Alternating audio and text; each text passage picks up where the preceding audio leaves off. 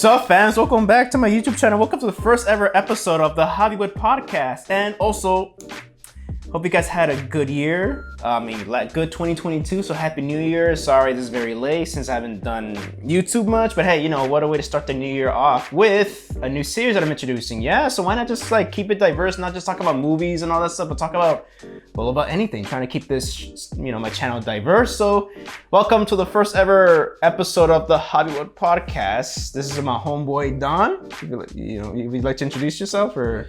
Hi, I'm Don. Darth Adamant on Twitch if you want to follow. So yeah, I think this is a good element for JAVIWOOD here, because everybody knows him for film, but he's also good with video games and a lot of other stuff. You'd be surprised. Like, for example, what's your opinion on the first Devil May Cry? Original Devil May Cry? The first one, yes. I still enjoy it despite being, it's, outdated. Outdated, yeah. Outdated, yeah. You can say it. It's okay. Yeah, a bit outdated, mostly in the camera angles, and I feel that sometimes the combat system kind of, even if you don't have auto lock enabled, it still kind of auto locks, I feel like sometimes. Sometimes. It's been a while since I played it, but yeah, you know what? It's like, you brought that up though. There's a lot of games that do that where if you they offer if you go into the settings and the options and the lock on, they give you the option to once you kill or beat an enemy to lock on to the next one, and it won't or it will, and it's always super inconvenient. I do like that lock. I mean, that's the one thing I like also about the remake DMC Devil May Cry. I like that the definitive edition creates that lock on feature. That one was solid, right? Yeah, no, actually, I don't think this, because I really hate sounding like hot takes, but I still enjoy that remake. I mean, there's any nitpick that I have though is that the remaster or definitive edition that kind of takes out some of the. I mean, I get that maybe the developers thought it was a bit cringy now looking back, but I remember the first cutscene of the game when Mundus is talking to his mistress. Yeah. They removed the line that said the world is now your bitch, as am I, and that's removed, I think. Or I think it's still there, but I think she removes the I am your bitch or something like that, and it just cuts to It's been a while, but remember, hey, I got the tattoo on my back, dude. Yeah, boy. I still have it, yeah. If you guys don't know, he's got a Dante, the remake Dante tattooed in his back, and it looks great. That sword, yeah. Yeah. It's unfinished. Still? Damn. Because it has to go lower, dude. It's not the full sword. It hurts, man. Full spinal tattoo, just painful. Oh my god, no. I mean, it was when I was 17 when I got it, but yeah, 28 now. No, but it looked great though. When I saw you show it to me, it looked great. By the way, if you guys hear a lot of comeuppance, it's just me playing with my dog and stuff like that. It's the cutest Pomeranian I've ever seen. Yeah. He's adorable. I'm serious. Not even just boasting here. Oh, thanks, man. You guys seen him already, in my YouTube video channel, anyways. So, whatcha? Yeah.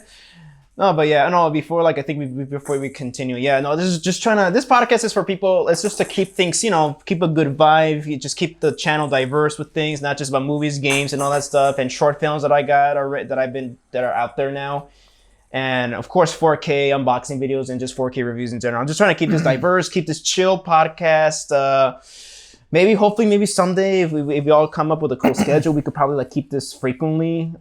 Maybe one new podcast video weekly, or maybe at least a few once a month. But I can't make any promises right now, folks. Just I don't have a Patreon right now because I can't keep promises right now with things. So yeah, that's why I never did one. Yeah. I had a plan to. I had a solid the notepad, the whole notepad on your phone. Yeah. And no, it just didn't work. And that's what streaming, which I think you should start doing. Twitch? Yeah. You can do it on YouTube if you want to, but yeah. Twitch, I think, yeah. Yeah, I do have a Twitch account, but I just use it to like be a lurker, just to like follow people and just because I follow you on Twitch. So again, follow him on Twitch. Also subscribe. God damn it, you guys. It'll be, he'll get the benefits, and also you guys don't get any ads while you're enjoying his streams. For anybody, actually, I think that's one of the benefits. If you subscribe, you don't get the ads, but you also get a commission too, I think. Yeah. Follow for free, but subscribe is I actually get money off of that. That's what Twitch is. Mm-hmm. Yeah. But not about me. No, it could be about you too. So, going back to the podcast instead of just like trying to go back. But yeah, this is just to put more diversity in my channel and just for a cool, chill podcast. And also this is fun too. So yeah, Devil May Cry. But yeah, no, it's funny because when the PS5 was announced, I was buying a lot of PS4 games, and I bought Devil May Cry 5 on PS4 just to have when I get the PS5, I'll be able to play it upscale too to like 4K and 60 frames and all that stuff. But y'all know how that happened. Definitive edition came out. I think I got the definitive edition. Oh, I forgot. I have it in the basement. But I got it though. Yeah. Definitive edition came out. Yeah. It came out. It looks amazing though. I think I saw like a bit of the spoiler or stuff like that with a couple of stuff, but no, so the game's old already. Go ahead. We're gonna spoil it anyways. Okay, this isn't really a spoiler. I'm just gonna talk about how Capcom like leveled this. So PS4, no Virgil playable. That was the big thing. Devil May Cry 5, Virgil's back. Official Virgil, not Neo Angelo. Virgil. Fucking Virgil. I shouldn't probably swear. Go ahead, man. I don't. If you could do a proper bleep, that'd be hilarious. No, I'm not bleeping shit. I cuss. Dude, have you seen my Arthur Christmas special review? Oh yeah. Yeah, I'm unfiltered in that review, so yeah. But yeah, the whole idea is like Devil May Cry 5 Special Edition came out in 2020 for PS5 and the Xbox Series X, meaning it's not on PS4. So Capcom decided to say, hey, if you have PS4 or an Xbox, what was it? What the fuck? I'm sorry. Whatever. PS4, an Xbox, like current console at that time, past generation, pay $6 to play as Virgil. Other than that, DMC5 Definitive Edition, Special Edition, sorry, it's DMC5 Special Edition. You got all those game modes that you did in DMC 4, 3, and you got Virgil all for free. And it was $60 at the time, not $70. So that's a whole other controversial rabbit hole that we can go into about why games should be $70. But let's not get into that right now. That's a whole different video podcast. That's a whole different thing. Yeah, speaking of video games, like holy crap, I'm glad that I get to talk more about video games right now because, and also I think a couple of people are pretty much gonna approach me to talk about anime too because anime in YouTube is big. Like my highest viewed video right now, and apparently my most controversial video, was the Dragon Ball Z Blu-ray, like 30th anniversary Blu-ray box set, and it's still my most viewed video because it's a Blu-ray set of a beloved anime, and also it's anime related, and Yeah, I lost track how many views it was, but I think it had like what 7K views. It might be up to 10K by now, but holy shit! I honestly, I could pull up my phone and check if you like, man. Because honestly, guys, I did not expect that video to be big. Honestly, I thought it was just gonna be a fun video that I was just gonna make on the side. And don't worry, guys, I'm checking the battery, but the battery's fine. Thought it was just gonna be a fun vibing video, and well, I just shat on the box set, which. Hopefully, I'll be planning to do a revisiting the video because I kind of felt like I kind of went a bit too harsh on the box set because because I've been actually sitting down and enjoying the box set a bit more. It's just that it's not that it's a piece of shit. It's just that it's just also especially I think it's mostly because of the whole controversy that Funimation tried to cover their own asses with the whole like. Oh, well, we don't want grain, blah, blah, blah. They kind of made it about themselves rather than like about the fans because we kept complaining. We kept saying that stop cropping the picture, leave the grain, at least the grain. Put this back real quick. Yeah, keep the colors faithful to how it originally aired in Japan. And also like, leave the grain intact if, because yeah. I think what you're trying to say, Javi, is that it's like, all right, it's like, hey, you're making your money. What the hell? Like, what about us? Yeah. And like, what about your fans? What about the people that give you the money? Help us out here. Yeah. This is right at that moment in time. It was fucking dog shit. Yeah.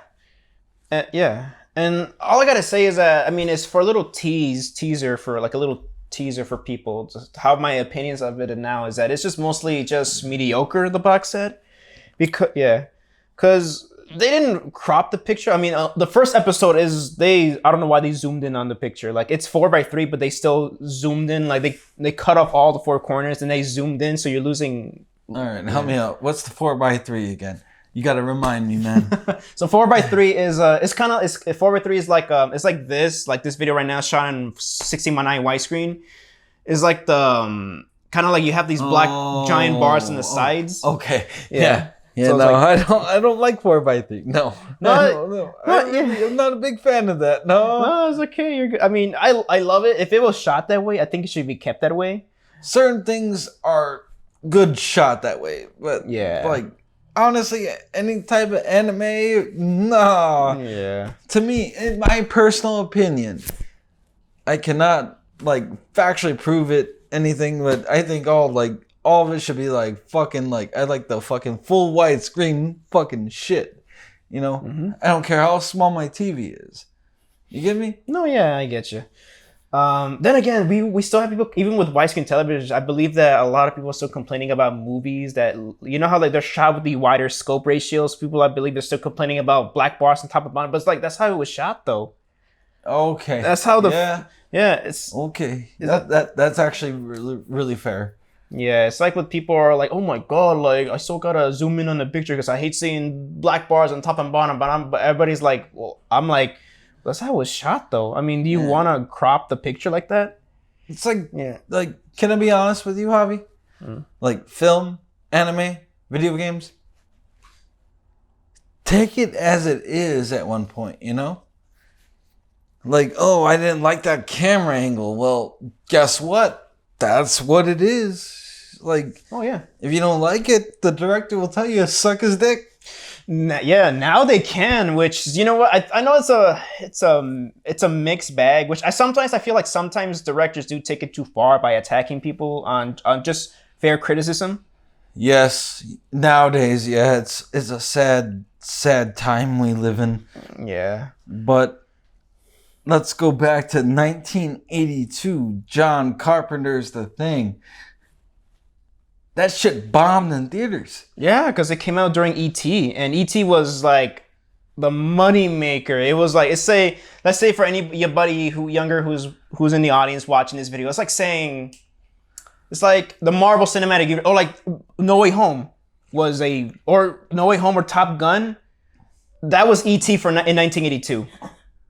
Yeah, okay. And any Marvel film that comes out, during when Marvel was peaking during the Infinity Saga. Money-wise, yeah. Any film that tried to compete against it would get squished.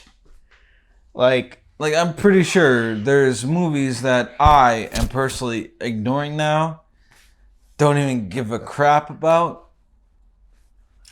10 years from now, I'm gonna watch that and be like, that's so good. Why didn't I pay attention to it? Not even 10 years, probably a year or two from now.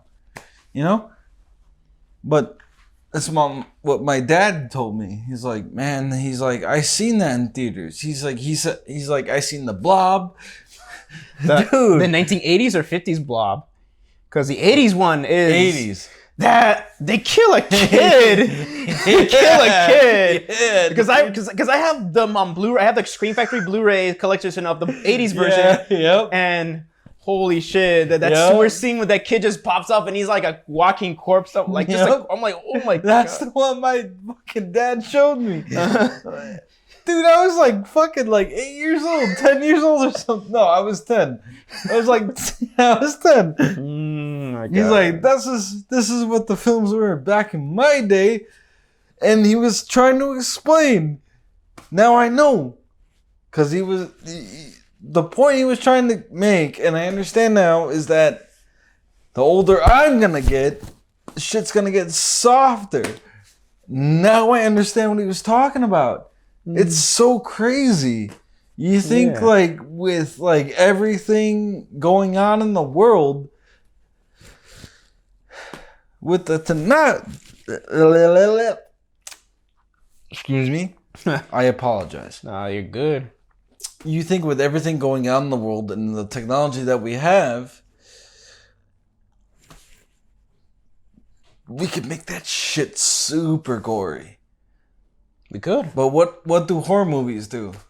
Same old off-screen kills, same old bullshit. Oh, Sorry, it's bullshit. Oh yeah, no, I get you. I mean, sometimes it works because sometimes your imagination is scarier than what's shown on screen. But sometimes it's kind of like with the Halloween Ends, how like you know what's gonna happen, and then they cut a spoiler. I mean, it's already been out anyways, but like if you don't want me spoiling, It's all out. Yeah, no, I've seen them. yeah, it's I'm not gonna I can't give away my opinion yet. I mean, on Halloween Ends yet. Is it because you're doing videos for that, or I have yet to do a review of Halloween Ends, but like I'll just talk about at least a spoiler thing about a scene in the movie that I. Well, you know what? This is your warm-up review. This is what this is. Yeah. Right now. Yeah. So, a little tease, guys. I actually quite enjoyed Halloween Ends, but then again, it could use some work. Like, one of the things that I'm so, like, bummed a bit, which, holy shit, like, I don't know if it's in the deleted scenes, because I got the 4K. I don't know if it's in deleted scenes, but there's this kill that Corey Cunningham was about to commit to his mom, and I'm like, oh my god, that bitch deserves it. Come on, you stab her ass. And they cut away, and I'm like, what the fuck, dude? It's not like with Godzilla 2014 when it's like, you know, okay, I get it, because they're trying to like, you know, not to be repetitive, just let's give you the full main course at the end of the movie. I get that, but this is different. Halloween Ends. We already know Corey Cunningham. We spent so much with Corey Cunningham, and yet they like, and then they hyped us up for like him going after his mom, his toxic ass mom, and yet when they're gonna show it, are you for real? I mean, yeah. I don't think the guy knew what he was doing in a sense where it's like, I see what he was trying to do, but like, I feel like overall production wise, that was all over the place with that film. Yeah, I mean, I still like the movie a lot because I like how ballsy it does get. Yes, it's very enjoyable. Yeah. Dude, I fucking like, when I seen that movie, I was like, yes, awesome. Like, I didn't like, watch him be like, lame. No, I was like, hey, man, that's cool. Yeah. Yeah, but I say like the best one out of the sequel trilogy of Halloween. I say still 2018 is the best one because actually that's like... Yeah, that is the best one. Best one. Yeah. Kills, I even enjoyed Kills. I already did a video on that, like a spoiler hybrid too. I still enjoy it, but I say that's my least. I say it's the weakest because as much as I enjoyed it, like, goddamn, the characters are so stupid. Like there's moments where like you could have avoided that. Well, Javi, it's a horror movie. They're gonna be stupid. Yeah, like, that's what I think, man. Like, yeah. And I mean, if there's any problem, any fault that the Halloween Ends had, was that the marketing misled. So misled. It was. Yeah. But they do that now because they spoil shit, but yet they mislead shit at the same fucking time. Yeah. Both video games and movies, they do it. Yeah. Yeah, and now they can get sued now. They can get sued for that, which I think that's a good thing. Trying to be honest. I mean, I enjoyed like trying to like stray away from the plot. Yeah, fine. But totally like, hey man, that wasn't in the game. Hey, I seen that in the trailer. That wasn't in the game, movie. Nah. Man. Like remember the Infinity War trailer when they showed Hulk at the end, like at the charge of Battle of Wakanda, like when they were about to fight Thanos. And that never happened. It was just Mark Wahlberg. Not Mark. It was Hulkbuster. That's what it's called, right? Hulkbuster, yeah. It was this Hulkbuster that's like not even in frame. I think he was way far back, unless he's in the IMAX edition. Yeah, but you get to see him. I called him Mark Wahlberg because of how shitty it was. Mark Wahlberg? Yeah. I called him Mark Wahlberg because of how shitty it was. Oh, the Hulk in Infinity War or Endgame? Infinity War. Oh yeah. Yeah, what you were talking about, I'm like, dude, I'm like, yeah, I get it. I forgot about it until you brought it up, and I'm like, oh, Mark Wahlberg, you know? Yeah. Sorry, stupid. Mark Wahlberg. Oh, you mean Mark Ruffalo? It is Mark Ruffalo. But you just call him Mark Wahlberg because he looks like I fucked up. Okay, stop it. Shut up now. Oh, okay, leave me alone, man. Oh damn. All right, I'm gonna ask you a question. This is gonna be easy one for you. Okay. I'm spinning. Sorry. Shittiest movie of 2022. Oh fuck. Okay. Frick. Shittiest. I haven't seen. I've mostly seen a lot of good ones, movies. I think I kind of like been more restricted with what I've been watching. But if I had any shitty movies,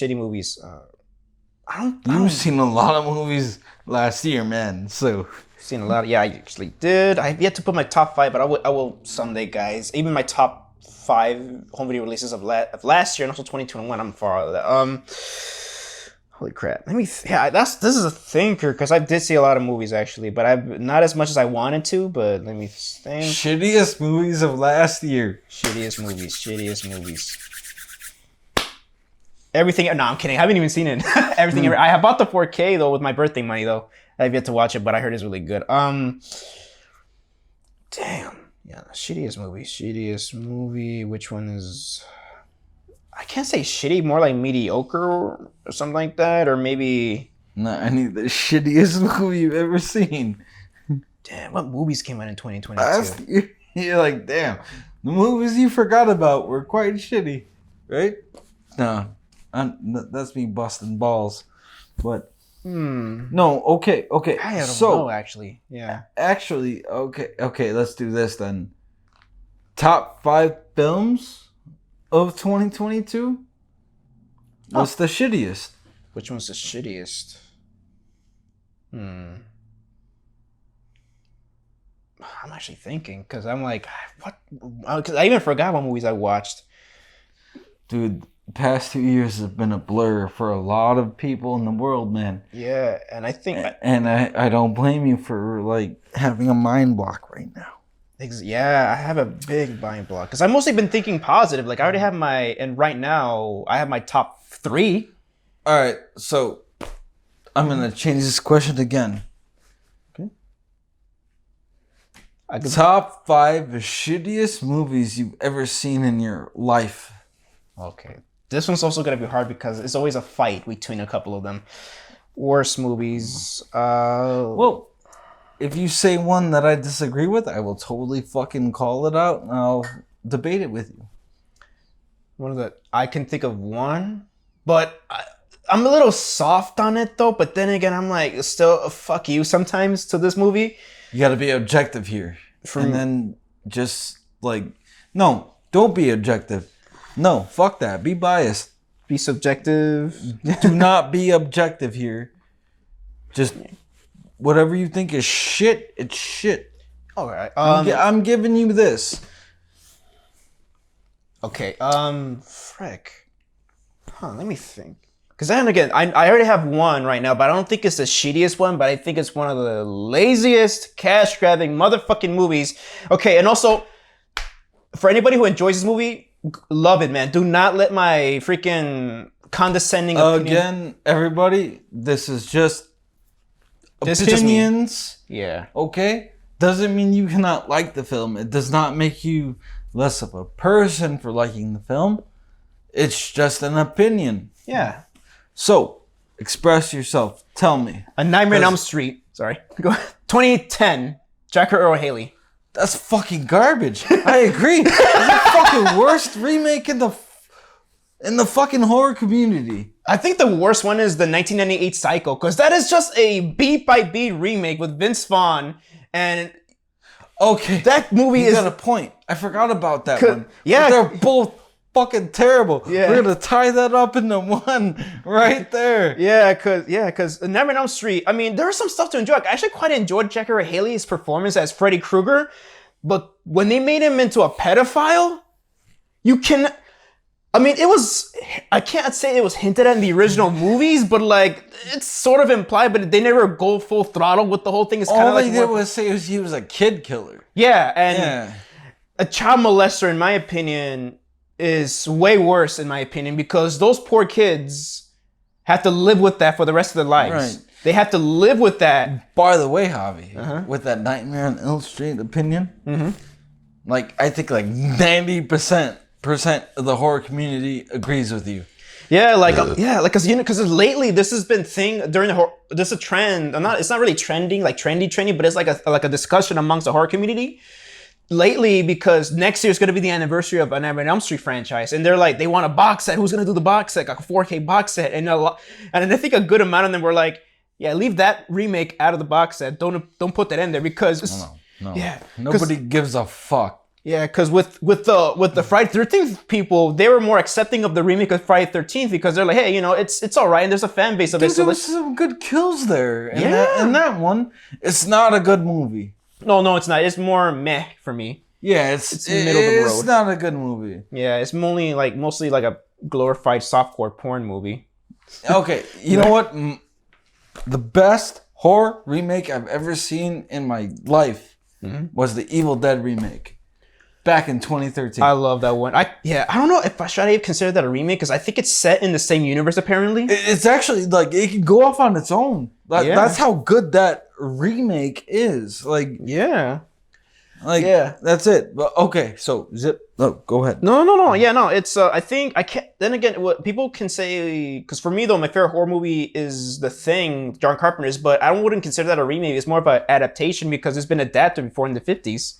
Yeah. And So it's based would off you of say book, the yeah. same thing with the Evil Dead 2013 adaptation more than a remake, even though everybody calls it a remake? I could consider it a remake / sequel, because it's very like, if it's set in the same universe, that it could go well. Kind of like when Ash goes like freaking like there was time traveling. Yeah, time traveling. So maybe something might have fucked up during the timeline. Maybe that kind of like, that's a separate dimension or something like that. Have like a you seen Ash vs. Evil Dead, the show? I have the complete series on Blu-ray. I've yet to watch it though. Oh, But I'm gonna watch it. You know what? For you, I can also cover that on my YouTube channel, because I've been planning. Originally, back last year, I wanted to do a review for all the Evil Dead movies plus the show. Just never got around to do it. So, but no, I'm pretty sure. Go ahead and spoil it for me though. It's fine, because it's one thing. It's one thing if you want a person describes it to me, but it's different when you actually see it. Sometimes it'll sound suckish when someone's explaining to it, but it's like, oh no, it's. When somebody says it sounds shitty, but when I'm watching it, it's actually pretty good. Like the actual show, you own that? Nope, you watched that. Okay. I'm sorry, we're getting off topic. No, podcast, dude, this is how it works. Yeah, you always got to. So you got to continue to the shitty movies. You have Nightmare on Elm Street remake. You got Psycho. Okay, we combine them into one. Remember? Yeah, that's one. Okay. There's this. This is going to be controversial for some people, because it depends. It's a very political film. But then again, I've never seen I gotta actually watch it one day, because I listed it as one of the worst movies of, I think it was 2019. I think it was the worst for me, 2019. But I've never fully. Sorry. Let me hear it. Good. Yeah, just a little quick build up though. I'm gonna apologize, guys. Even though I listed as the number one worst movie of 2018 or 2019 or 2020 or something like that, I have not seen the full movie. But I did when I was working at my job. I work in a movie theater. I was running food trays, and I seen a couple of moments and clips of this movie, and when I saw this scene, I was like, "This is trash." And I saw the reaction of the audience, and I just couldn't. Right. I'm like, the movie's called Unplanned, which is a very anti-abortion film. Okay. Which is like, and I know I'm gonna piss off conservatives here or something like that, but I'm like, I don't care, because we could probably talk about this stuff. It's a movie. Who gives a shit? Yeah. Right. It's a shitty propaganda, anti-abortion, like anti-pro-choice sort of movie, which is like really inaccurately or in a way it disrespectfully disrespects like abortion clinics, how they try to make them seem nasty and unprofessional, like a slaughterhouse, right? Exactly. Like I saw like the scene that opens. I was running a tray and I just like, hey, let me just see what the whole, because it was a sold out crowd, a bunch of old ladies and a bunch of like, not just, it's a very diverse crowd too, old ladies and old men watching like Hispanic, white, blacks. I'm pretty sure there was Asian in there in the crowd. And you're right. What about the age demographic? You said like it was young and old, or mainly older demographic, which I get the target audience for that. But then again, I think it also tries to sway in a younger audience, because there's some people who like straight up like talk about like who are very like anti-diversity in movies, and they say that this movie is amazing. See, everybody, this is what's amazing about him. I don't even fucking remember that movie coming out. He knows. Yeah. And there's this scene. The scene that I legitimately, like, I knew this was the worst movie I've seen in modern times was the scene when they were trying to commit, like, they're performing an abortion.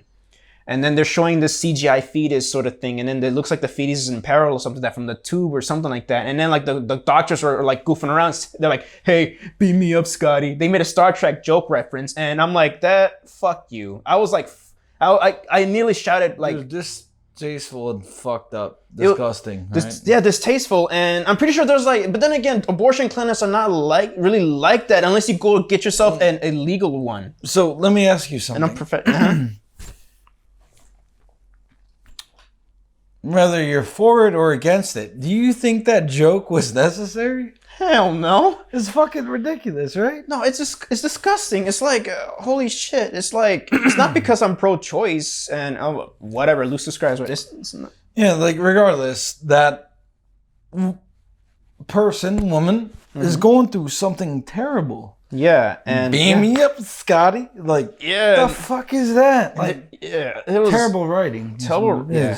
And apparently, like, it didn't like, because this was based on a true story. Like, the main character was an actual woman. I forgot her name, but I'm not gonna bother to give her like put her name like post credits, like post like they're editing this in post. I'm not gonna give her any like name, but I'm pretty sure if you guys know, you know who it is. Is that apparently this is a true story, but I've heard that upon further research, it was all fabricated. But it tries to make you think that it actually happened, which is like, she did work in an abortion clinic, and she's very like, religious, very conservative, and she was just pushing this very conservative propaganda on people. And I don't give a shit if anybody's gonna come at me with with my politics and conservatives. And I'm not even that 100% lefty. I'm actually more of a progressive. Oh, so like I was saying, what were we talking about? Shit. Yeah, Okay. Good question here. How do you feel about the generalization of horror movies in the past 10 years? 10 years, like the generalization, by the way, which includes stereotypes, Give me your shortest answer. Like, it depends. It depends. Like, is it like people or just cliche wise when it comes to stereotypes? Well, when I talk about stereotypes, I mean like like, oh, like you always know this is gonna happen, despite how good that horror movie is. Oh, like cliche wise? Yeah. Yeah, I'd say fake jump scares. We still get those and shit, which is like cringe still. I mean, sometimes it works. Like Friday the 13th, the original movies, like sometimes with like kind of jump scares, like fake jump scares, they don't add the music. It's just like, oh, because it's not the threat, you cannot, we're not gonna add the music there. But yeah, jump scares is still a thing. Surprise, surprise. As much as I enjoy comedy in movies, sometimes I think the comedy can ruin it. As much as like I enjoy the It Chapter 2, I still feel like some of the comedy wasn't balanced right with that one. Because like, yeah, there was moments where like, you've seen it, right? Chapter 2? Yes. Yeah, the scene with the, what is that? The wino? The one with what's his name? The one that, is very conscious about his health. I know there's Richie, there's, Billy, what was the, Eddie, like he goes to the pharmacy and he, like there's a wino and he throws up on him and they play the song "Just Call Me Angel" in the morning. I'm like, okay, that kind of generic. The song ruined it. Yeah, I mean, I get where Andy Muschietti's coming from with that, but I'm just like, oh, it's usually a nasty scene, and I mean, I get it, I get the confusion, but I'm just like, kind of takes away from it. And now, do you think if there was no song, it was just mute? Just no music. I mean, when I say mute, no music, just puke, blah, and then it's a fucking. I feel like it would be fucking awesome. Yeah, or like some ambient music, or like dramatic music a bit when he's throwing it up, or as he goes, he's quiet. Yeah. Especially with this, because they had it with that slow mo like puking. I'm like, they had it. It's just that the song is kind of out of place a bit. I see. Yeah, I agree with you actually. Yeah. Oh shit. What was I gonna ask? Oh, so now that I know there's gonna be touchy questions that I'm gonna ask. So okay, what is let's get into the touchy stuff, because I know for a certain fan base it's kind of a touchy subject, but you know what, I don't give a shit. This is my channel, I can talk whatever the hell I want. So what do you think is the best content that Disney Star Wars has offered us from the Disney era? What is the best content? You're asking me? Yeah, I'm asking you. Oh shit. What is the best one, and what is the worst one too? Fuck! Now we're getting into this. Stop it! It could also be video games too. Whoa! Hey! Yeah. I'm not the guy to ask about that. Are you sure? I love it all, dude. That's good. I mean, you could just, instead of hate, you could just say love. And it's like, what is the best one? Like, what is, like, if you were to, like, which one is like S tier Disney Star Wars? All right.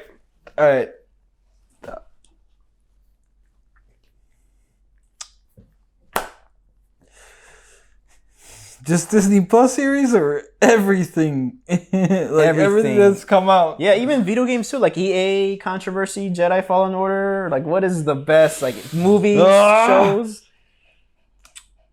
Jedi Fallen Order is better than The Last Jedi. That's for sure. That's for sure. I haven't played Fallen Order, so I mean, yeah. Okay.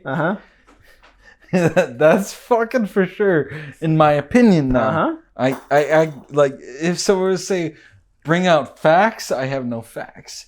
And that's just my fucking opinion. It's how I feel. Hey, buddy. So Jedi Fallen Order is the best thing that Disney Star Wars has brought us?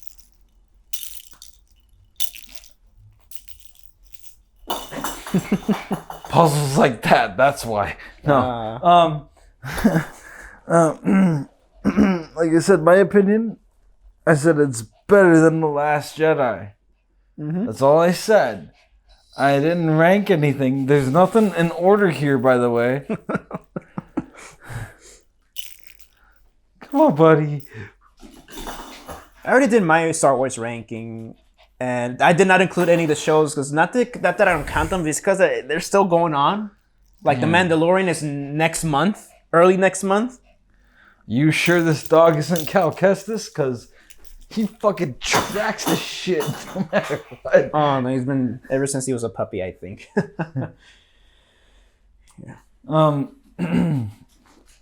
I think The Mandalorian season 1 is great.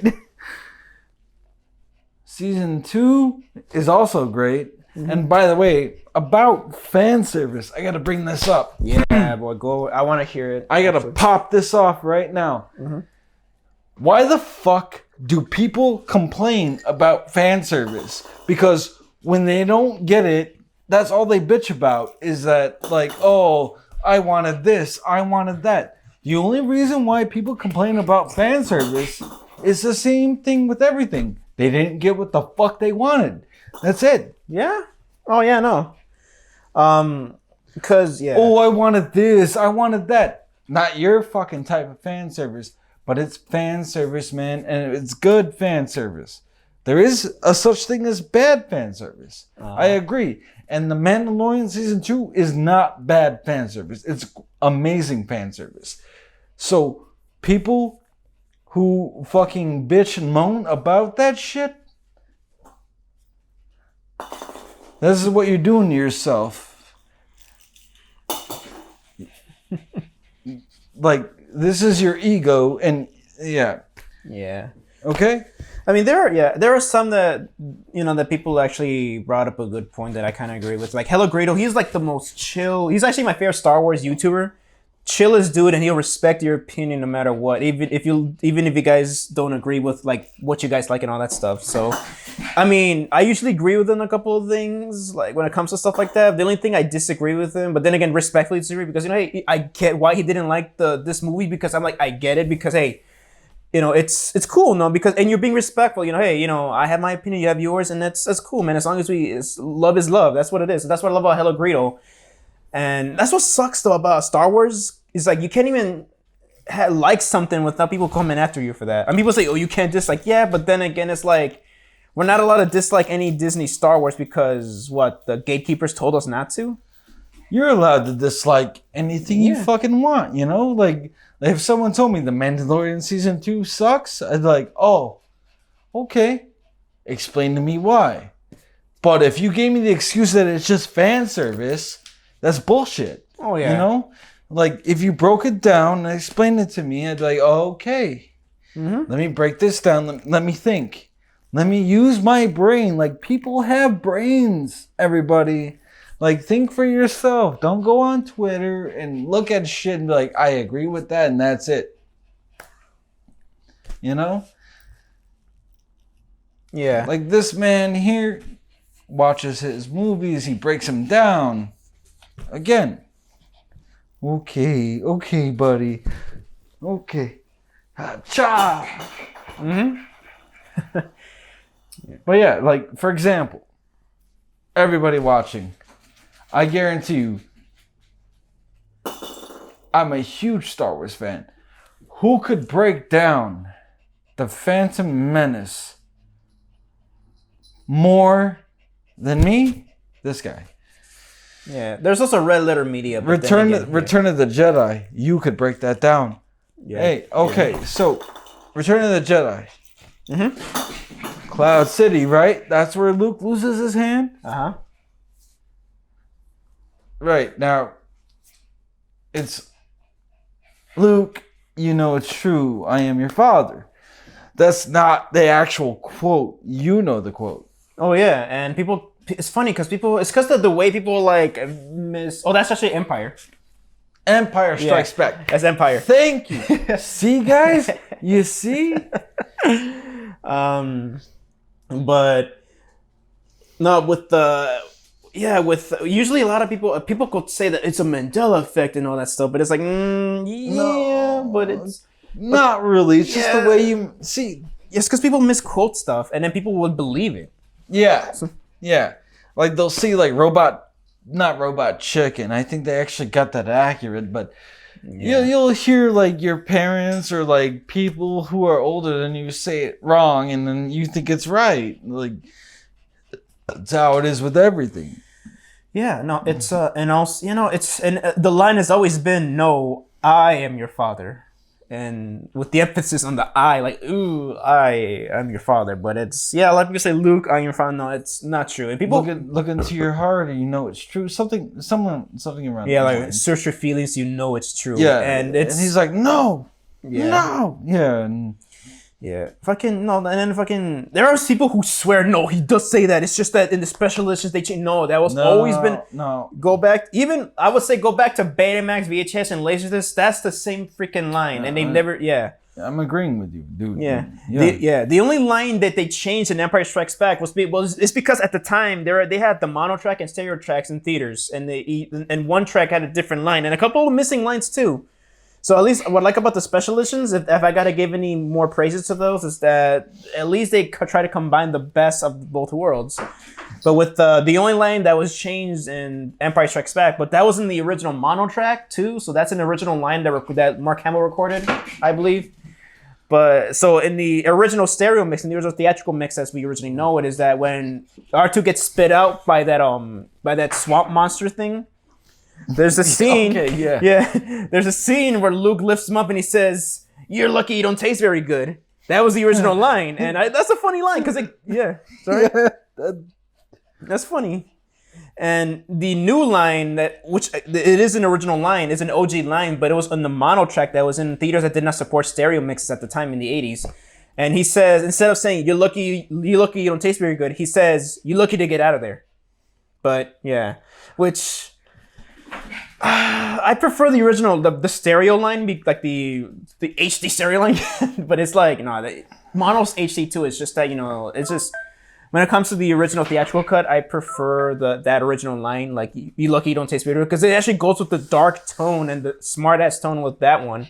Because Empire Strikes Back, when you think about it, the dialogue is very smart-ass-ish, like, it's a banter, and they actually talk like humans, and they roast each other sometimes. It's like, They mistreat C-3PO, Leia and Han, they're at each other's throats despite loving each other. And when Leia says, "I love you," Han says, "I know." Instead of saying, "I love you too," no, he says, "I know." Even though the original line was, "I know," but Irvin Kershner, the director, was like, I don't think that's very Hanish, so let him say, "I know," or that was improv by Harrison Ford on set. Yeah, and I believe I know, yes. It was improvised, so instead of "I love you too," he's like, "I know." Yes. Yeah. Yes. And it goes so well, so I think that, I know this is just this is more of a nitpick than a complaint, but when it comes to like now that you see since it's a special replays, you can't see the original theatrical cuts unless you go to these fan-made edit or like track down any DVDs or VHS tapes of that.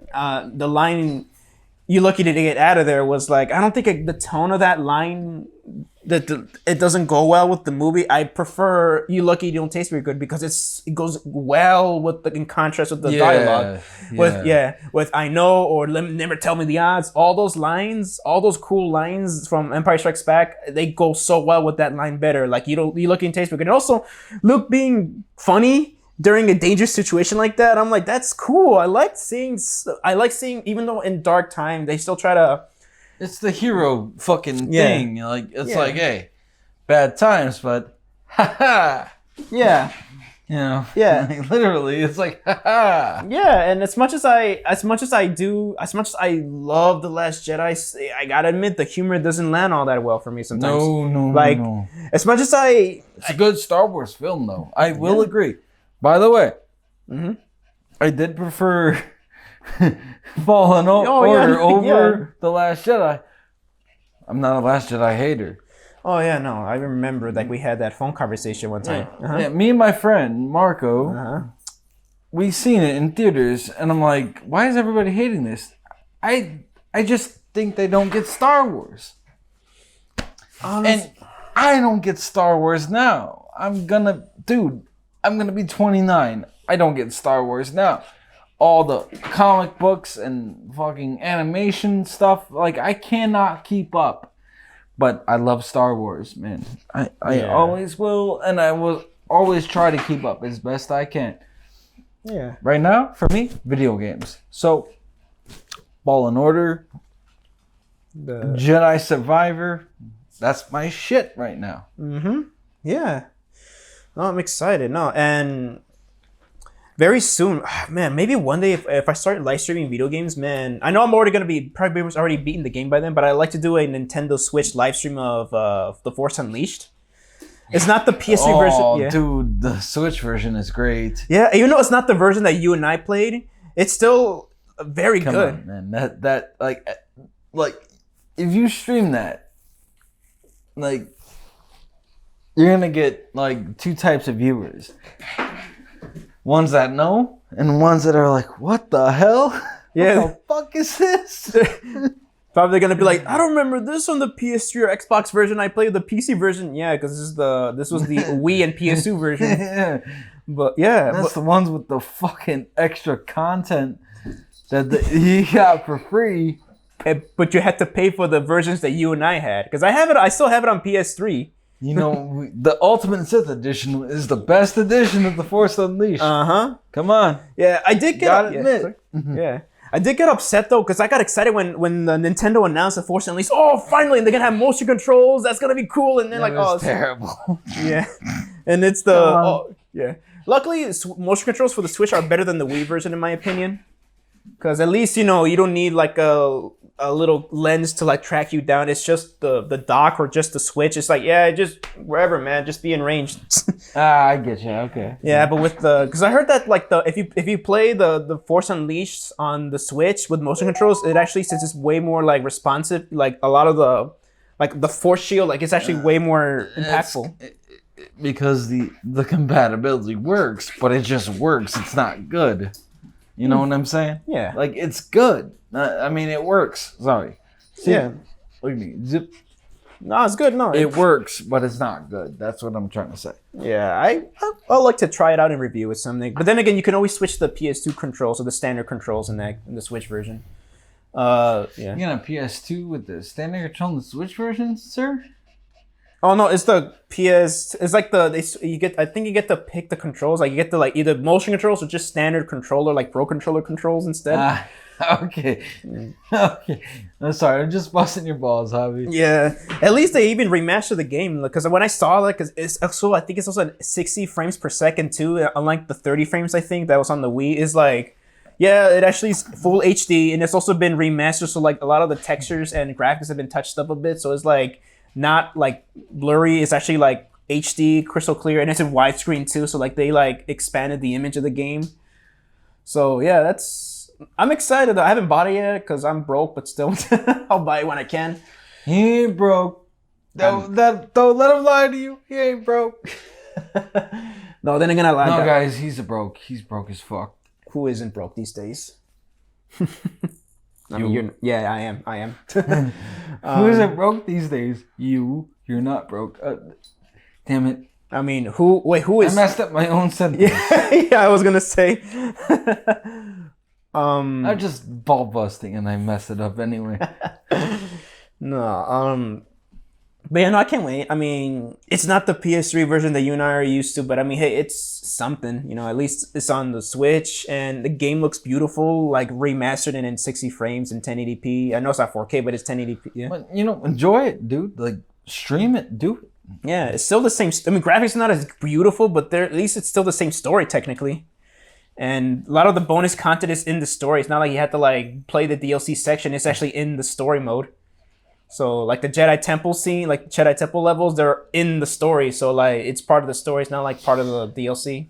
The thing is that it's not actually like accurate, because the PS3 one, or that other, that modern console at the time, because the Wii wasn't a modern console at the time.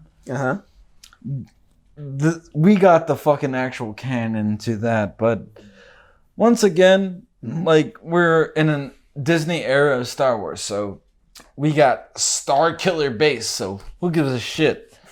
Like, that doesn't count. Yeah, I was gonna say, yeah, and also I say it's one of the better like alternate versions of the game, because I know there was I still have it, but then again, PS2, I can't play it right now because it doesn't like play the disc anymore for some reason. It's when Call of Duty World at War came out, they had a Call of Duty World at War Final Front on the PS2, and it was way different and way inferior compared to the original console version and PC version. Or Transformers: Revenge of the Fallen. That version on the Wii and PS2 were like not as good as the PS3 or 360 versions. It was very different game. Exactly. And you only transform when you do your ultimate attack, and it's okay.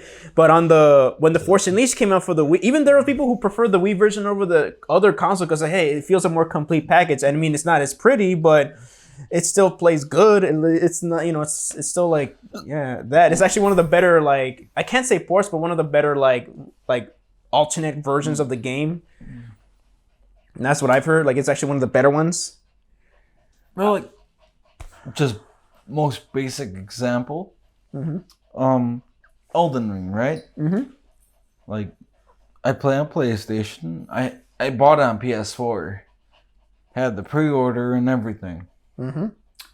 PS5,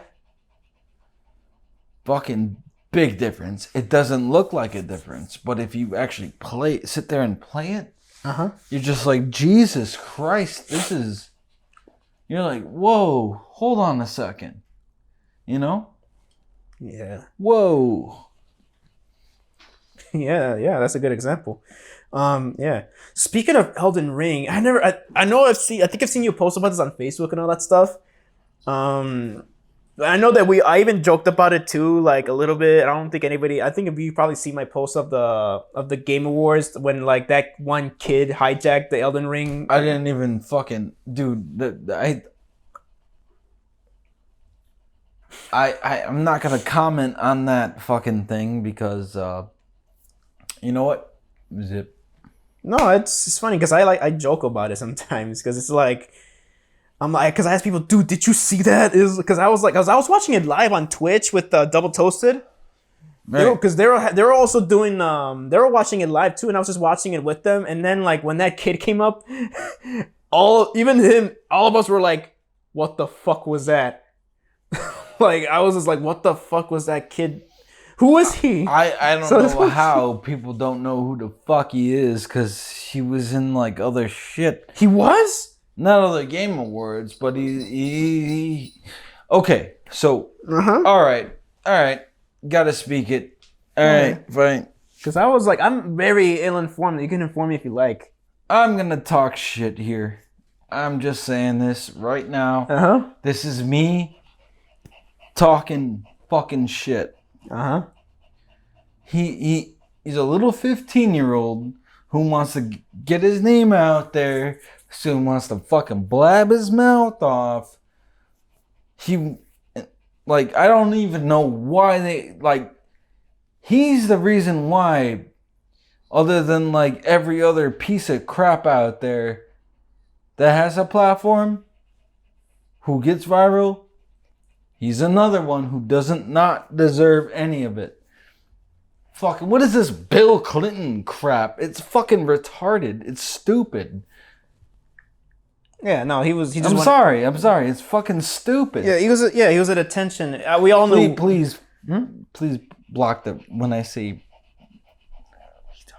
Sure. Block that out, please. Yeah, he's fucking stupid. That little kid's ignorant and stupid. That's all I'm saying. Like, yeah, that's all.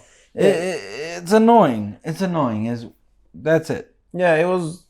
It's It's I mean, I was laughing, but then again, I was like, dude, you ruined the moment for these two that worked hard in this game. Like, dude, like, you're gonna do that to be a meme for like what, 2 weeks, for your clout, your Instagram, TikTok clout, like, so fucking annoying. Like, you're a little asshole. Like, if I were your dad, I'd smack you out the back of your head, dude. Yeah. Like, seriously, like. Record that. Like, kind of like with Angela Bassett's son, how he like played about like, oh yeah, because he was doing this stupid ass trend, like, oh yeah, he was recording Angela Bassett. He's like, hey mom, you want to know what happened? What? Michael B. Jordan died. He's like, no, no. And then like later, like I think that he made an apology video, but you could tell that he was crying. Like I think she beat his ass for making up that funny little TikTok or some shit. Nah, you and I know. Mama don't have to beat your ass. Moms don't have to beat your ass. They use their words, dude. That'll make you cry. Yeah. Hell yeah, dude. Yeah, did you see that video then when he apologized? No. He was like, yeah, I just want to apologize. I'm like, dude, were you crying? Because holy shit. 'Cause then again, he deserved to apologize. He had to apologize. Because goddamn, like, who does that? Oh yeah, Michael B. Jordan, who's a friend and coworker of hers, and just and try to record it as a prank. Get the fuck out of here, man. Yeah. I can imagine off camera. Who told you that shit? It's like, nah, yeah. I'm just kidding, but everybody knows. Like, if you grew up when we grew up, and later, if you're older than us, you know, you get the fucking fossils. Shit. No, Jesus, Prince. What's wrong with you? Jealous. Yeah, he wants attention. Come here. I got. Oh, sorry, buddy. Prince, calm down. Calm down, dude. I'm sorry, buddy. Oh no, he's a little awkward. Yeah, he's a little uncomfortable. I'm sorry. Hey, behave, goddammit. You're a little aggravated. It's okay. Yeah. I understand that was on me. That's my fault. Yeah, I'm leaving that in. I got him. If you don't mind, I'm gonna leave that in. That's kind of funny. But no, Okay. No, I'm not getting him mad. It's not funny, but it's like, As long as you don't leave the. Oh, that's fine. Okay. Freaking. No, leave it in. Fuck it. I don't care. Leave that word in. Yeah. Yeah, why not, dude? Fuck it. Leave it all in. I don't care. Might even leave us the saying that, hey, you want to cut that, you want to beat that out, because Yeah. because fucking Oni plays and everybody, they kind of leave some of that stuff in just to be funny. So yeah, but they still bleep it though. But yeah, See, the only thing I'm worried about is like if it's fucking cringy. Just Oh yeah, no. I mean, then again, I even cringe at my own videos too. But it's like you watch yourself and you're thinking like shit. Cringy. Right? Like Yeah. I watch myself when I'm playing like shit on Twitch. I'm like, oh my god, I sound fucking cringy. I thought I sounded good at the time. Oh hell no. Man, you gotta fucking take it in. Fucking take it in. All of it in. yeah, no, it's So it's two separate fucking things, man. yeah. I better see this shit on YouTube. Oh yeah, no, I'm gonna. I can't wait to upload this to YouTube. Damn. If this was a shot to say how many times I said in the video, y'all people would die. Oh yeah. Either that or he wants to go. You want to go outside? Okay, I'm taking him outside real quick. Oh, that's what it is. Okay. He's just yeah. Excuse me, folks. I'll be right back. I'm just gonna quickly let him out. Nah, I'll keep an eye on him still. I mean, I got a good view to keep him out.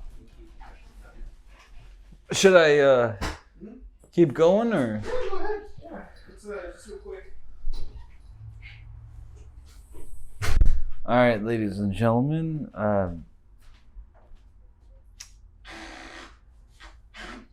Oh, I thought that was a fart. No, that was just your shoes creaking. Okay. My Crocs. I like these are These are pretty cool. Really. You wear Crocs too. Yeah. Oh no. Anti-Croc yourself? Or just everybody wears them? I guess everybody wears them. I just don't. I've tried them. I just don't like it. No, that's cool, dude. It's not for everybody, these things. Not everything's for everybody, honestly.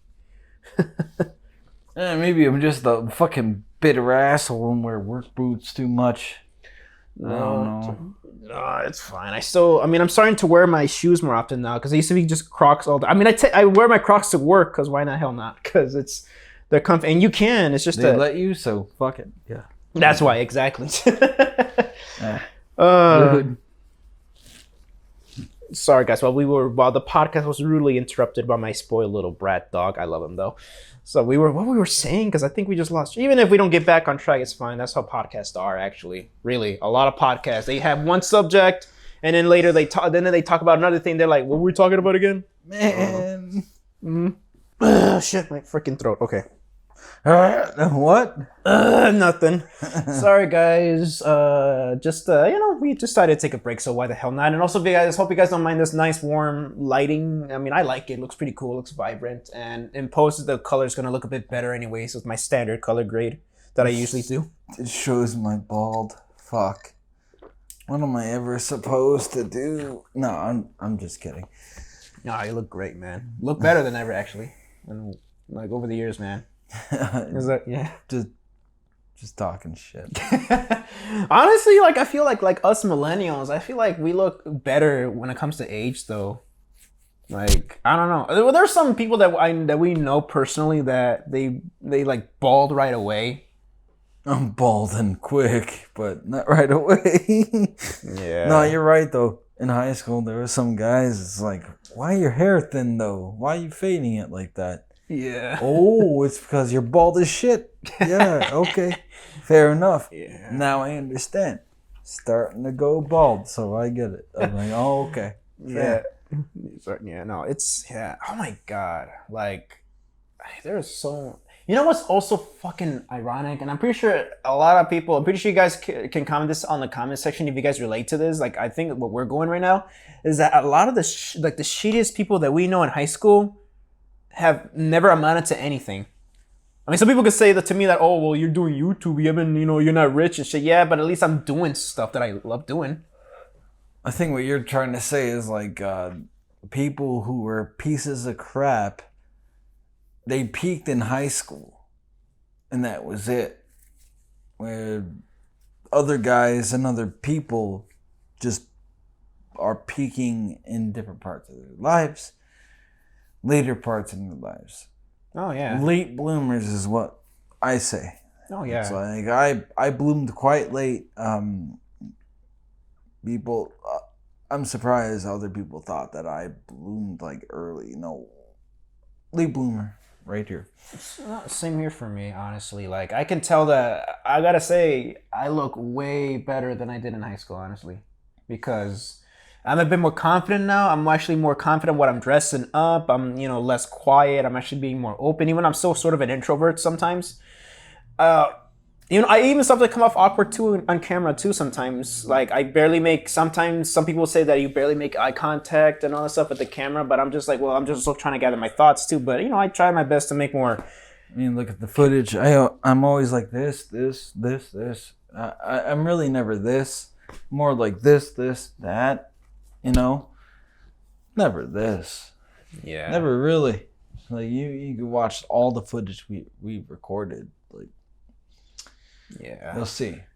I've never fucking eye-to-eye contact with the camera because I just I feel like I'm staring at myself and I don't fucking like that because I'm not conceited. I don't want to sit there go like, yeah. Oh yeah, yeah. And like no. Dude. Yeah, like those freaking Viners at the time, or those TikTok influencers and shit.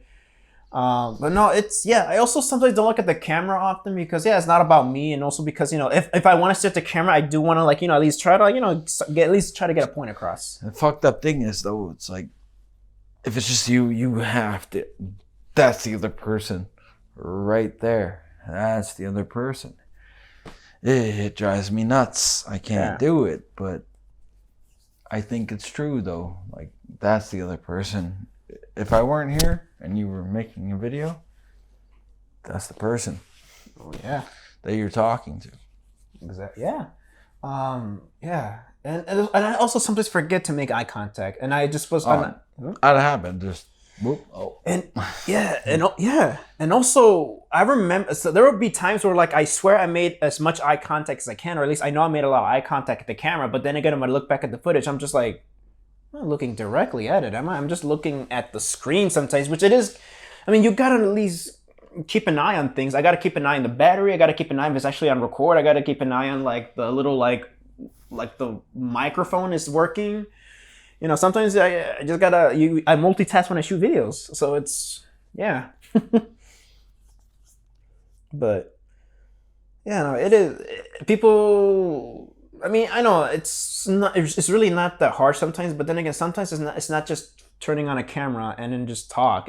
You also gotta have a script. You also gotta. Yes, there's a lot of stuff, man. You gotta have a person. I also edit my own videos too, and it's like I do more than just turn this camera on and like record us. It's like it's really it is you doing making content is really it's never gonna be easy unless unless it's not to say being a live stream, but if you just like at least doing a live video all the time and you just like improving everything and you're probably good at it, probably it's. Maybe, but really, I think even live streaming or just content creating, it's still hard. It doesn't matter. Like it doesn't. Yeah. Like I thought streaming was easy, but not really, man. There's VODs you gotta make, like VODs meaning you have to edit your stream clips and everything, and then put them out there on social media. Meaning, I can't really escape like. Yeah, no. Like editing, like hell no. No, I get it. Yeah, no. And also with this podcast, this is the first podcast I'm doing ever with you, and it's like, and I know I got to look at all the footage and what is going to be included and what's not going to be included, like, and what to censor, what to cut out specifically. I gotta honestly, after we're done recording this, and once I'm gonna start editing, I gotta look at all the footage. Even though that most of this is gonna stay in there, I have to take a look at it. I have to take a look at it. I gotta inspect it, and that means I had to probably take a lot of bathroom breaks because this is already pretty much the final edit of this podcast. It's gonna be over an hour long, if not an hour and a half. There is, but. Speaking of bathroom breaks, I actually have to take one. All right, I could continue on right now if you like. Absolutely, Javi, take it away. Oh yeah, definitely. No, as he's leaving, we'll just keep this show going. Actually, do you think before I go, don't answer this to them? Do you think modern cinema? The way it is now, like we'll go 3 years. Mm-hmm. Do you think, no, not do you think, how much did the 1980s inspire the last 3 years? Oh, that's actually a good question. So if you guys didn't catch that, hopefully the lab mic caught that. But what he asked is that over the past 3 years of cinema, how much did the 1980s, inspired it? So that's a very good one. I say it inspired it a lot, actually. Like I say, like one of the movies that like I haven't seen it yet, but I've heard good things about it. Is that it kind of brings me it, and also 90s of it too. But I also say like 80s of it too is the movie Violent Night. That's a pretty fun in a way, like how it's kind of like Die Hard. It's basically Die Hard, but Santa Claus is John McClane. Excuse me. Even let's say like around the 2010s, like around 2017, It Chapter 2, 80s, very 80s. Not just because it takes place in the 80s, but it's very 80s horror, like going back to those comedic slasher villains, like Freddy Krueger, Chucky. With horror, with 80s, and also of course Thor. Even I say Thor: Love and Thunder is still very 80s. Thor: Love and Thunder. That's a very 80s movie. Kind of like with the Guardians is very 70s. Like Thor: Ragnarok and Thor: Love and Thunder is very 80s. Extremely, especially with Thor: Love and Thunder, which since because it's very Guns N' Roses influence. I'm pretty sure they like peaked around the 80s. I believe so. I might be wrong about that. I know I'm being dumb right now because it's like because sometimes when I think a band like that I know is famous in the 80s, sometimes I say, oh no they started in the 70s or they peaked in 70s, but that's when they became more relevant in the 80s, something like that, So, but yeah, very 80s heavy, and of course the style too, vibrant color styles too, and everything. Just fun. And also I say even with Guardians also, yeah, with Peacemaker, but it's very like the Peacemaker and the Suicide Squad, James Gunn's The Suicide Squad. It is very influenced by even 80s, like, because I remember like in the 80s, like I saw a couple of 80s movies, they all have like these montages or these soundtracks for movies, like these artists make, and it's these music is made for the movie. For example, Prince for Batman 1989. Michael Keaton's Batman 1989. Prince, his music is very in there. And Top Gun Maverick, Lady Gaga. soundtrack there. But I know people could say, well, it's typical for blockbusters and all that stuff for that to have an artist make for that. But then again, it's very, in a way, I say it's kind of like very 80s. You can probably say 70s too, but it's very, I think that around the 80s, that's when they started making, like, having these artists starting to make music for these movies. And Top Gun Maverick is a very, in a way, 80s nostalgic a bit. But it's also very modern too. I like that a lot. That's what I really enjoy. One of the things I enjoyed about Top Gun Maverick. So, yeah. So we're getting a lot of movie sequels that are from the 80s. A lot of freaking, I mean, of course, Top Gun. I mean, we got Hellraiser coming back now. I mean, it already came back, and I heard it's really good, and it's a movie from the 80s. And yeah, and also, yeah, like I discussed, I don't know if you heard, but Violent Night I think is very Die Hard inspired. I did hear that. So this doesn't count as 80s, but 1979, Mad Max Fury Road. Yeah. That's fucking 80s, man. Yeah, because I think Road Warrior was around the 80s, I think, wasn't it? 1979. 1979, yeah, because I know that Mad Max was around the 70s for sure. Like, it was the sequels, Thunderdome, I think, Into the Thunderdome. Beyond that Thunderdome? Yeah. Yeah, that was 80s. Yeah. But 79, like, come on. 80s, yeah. you know, like... Yeah. So that, I think that inspired, like, to me, like, when I see that shit, like, I'm like ravenous, like, the cars, like, that's the only time I like that shit. I don't like racing movies. I don't like Fast and the Furious. Yeah, I've grown to warm up to it. It's okay. Like, it's all right. Like, I'm not a hater. Oh, yeah. I used to be. I think you remember I used to be a real hater. And we were both haters, man. Yeah, and then and now I look since I bought the 4K box set, I'm like, it's not so bad. It's just that it's very, very like. At least I can't hate on it because it's self-aware that it is stupid. Yeah. It knows it's stupid, so why not have fun with it? Yeah. What the fuck was it in like Fast 7?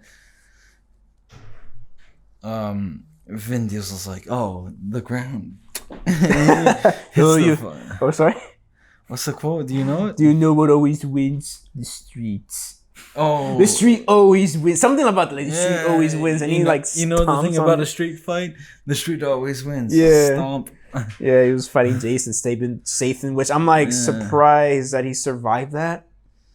So ridiculous. Yeah, but hey, that's what those movies are about. Yeah, fuck it, you know. Yeah, you know what's a good comparison when it comes to like, because I had this spoiler discussion with Tyga Taro from Twitter. Is that like he enjoyed the Venom movies because they felt like these good nostalgic 90s movies. Okay. And I mean I see that. Yeah, I can see why people yeah, I could see it, but yeah. Go ahead. No, it's I mean I still think Venom the first one was all right. I mean I disliked it at first, but then I just warmed up too cuz I'm like, well, it's like, dude, the first one, it's enjoyable. It's okay. Yeah, it's okay. Not a bad film. Not a great one, though. Not a good one. Yeah. But you can't say it's bad.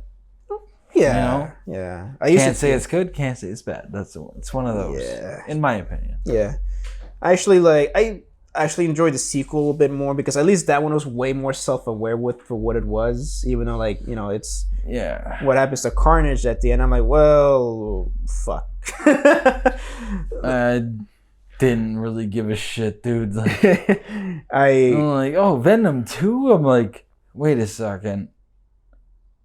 Like, it went like, oh God, like, I don't care. I'm like, before the movie even came out, I'm gonna be honest with you, I was like, trailer.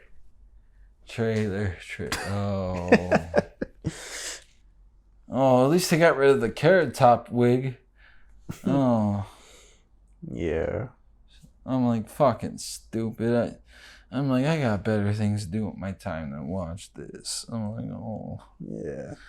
Unfortunately, it's just not grasping me like that. I was like, oh. No, yeah. Yeah, I mean, I really liked it. I still enjoy it. I think it ages better than the first one because at least it knows what it was. It's fun and it's like under 2 hours, I think. It's like this very, very, I think it's more of a tight thing. And I mean, the fight with Venom and Carnage is freaking exactly like how you see. Like, if you read the comics, it's exactly how you would picture it. Oh, okay, yeah, that's true. But it's like I'm thinking like, okay, cinematically, yeah, cool, visually cool. Like I'm like everything else. I'm like, oh, what the? I don't give a fuck. Like, I lost the plot. Like my head just like personally, I'm just like, oh god damn. Yeah. I'm like, wait, is this MCU? Oh wait, it's not. So, oh god. And then it's like, oh well, it's not MCU. That's why you didn't like it. Nope. Just not that good of a movie. Yeah, no, and it's. I know it's not for everybody. These movies, I know that my favorite movie critics, Double Toasted, they shat on this movie like crazy. Like they said it was one of the worst movies of that year, of 2021. I think it was like Venom 2, Let There Be Carnage was one of the worst movies of that year, which I can see why. I don't think so though. As much as I shit on it, I don't think so because they're not fucking factoring in like all the other movies that factor in outside superheroes, are they? No. They're not factoring any of that. If they would have said the worst 2022 film, sorry, not 2022, 2021 film, you know, superhero wise, or like comic book wise, all right, I could kind of see.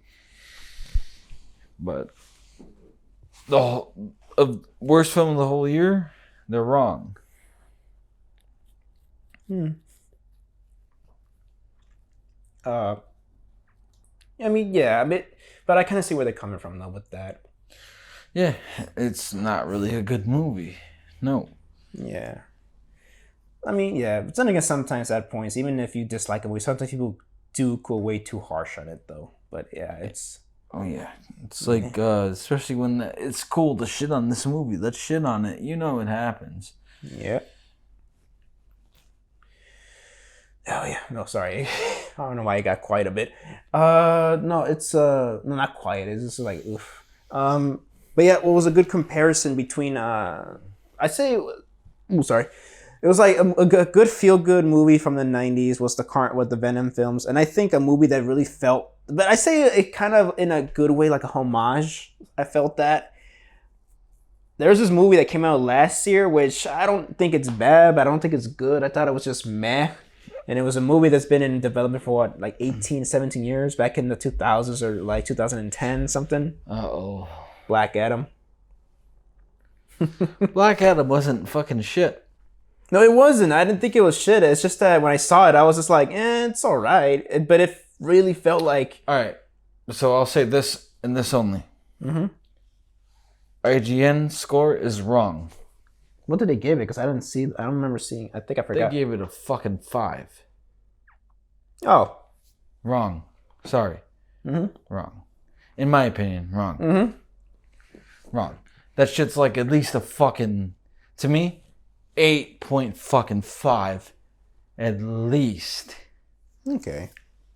I don't like The Rock, dude. I never wanted him to be Black Adam. No. Never wanted that. Mm-hmm.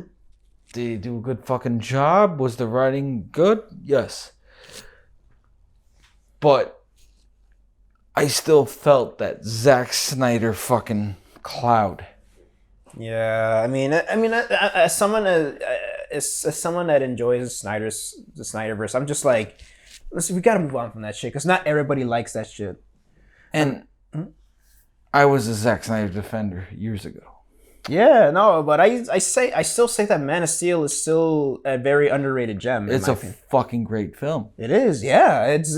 I'm not hating on Zack. We're not hating on Zack Snyder. It's just that the fucking fanatics, man. I am hating on Zack Snyder for the shit. He took a dump, dude. Like, WB, that rain. Like, you know what? The reason why I'm fucking shitting on Zack Snyder is because of that fucking stupid internet push and that fan base. The Snyderverse push it. Like, you got your fucking, like, 4-hour cut. All right, shut the fuck up, man. Exactly. All right, Yeah. like it wasn't good. It wasn't good. The Snyder Cut. No, the Snyder Cut was the Justice League Snyder Cut was good. Yeah. The But movement. why Sorry? the movement? Yeah. That shit. There's so many other things in this world that you could push for. You're gonna push for that? No, I'm sorry, man. I'd literally rather push for a fucking like season 100 of fucking SpongeBob, dude. Like Twitter, you made me fucking sick. Facebook, you made me sick. That community made me want to fucking puke. Disgusting. Yeah. No. It's.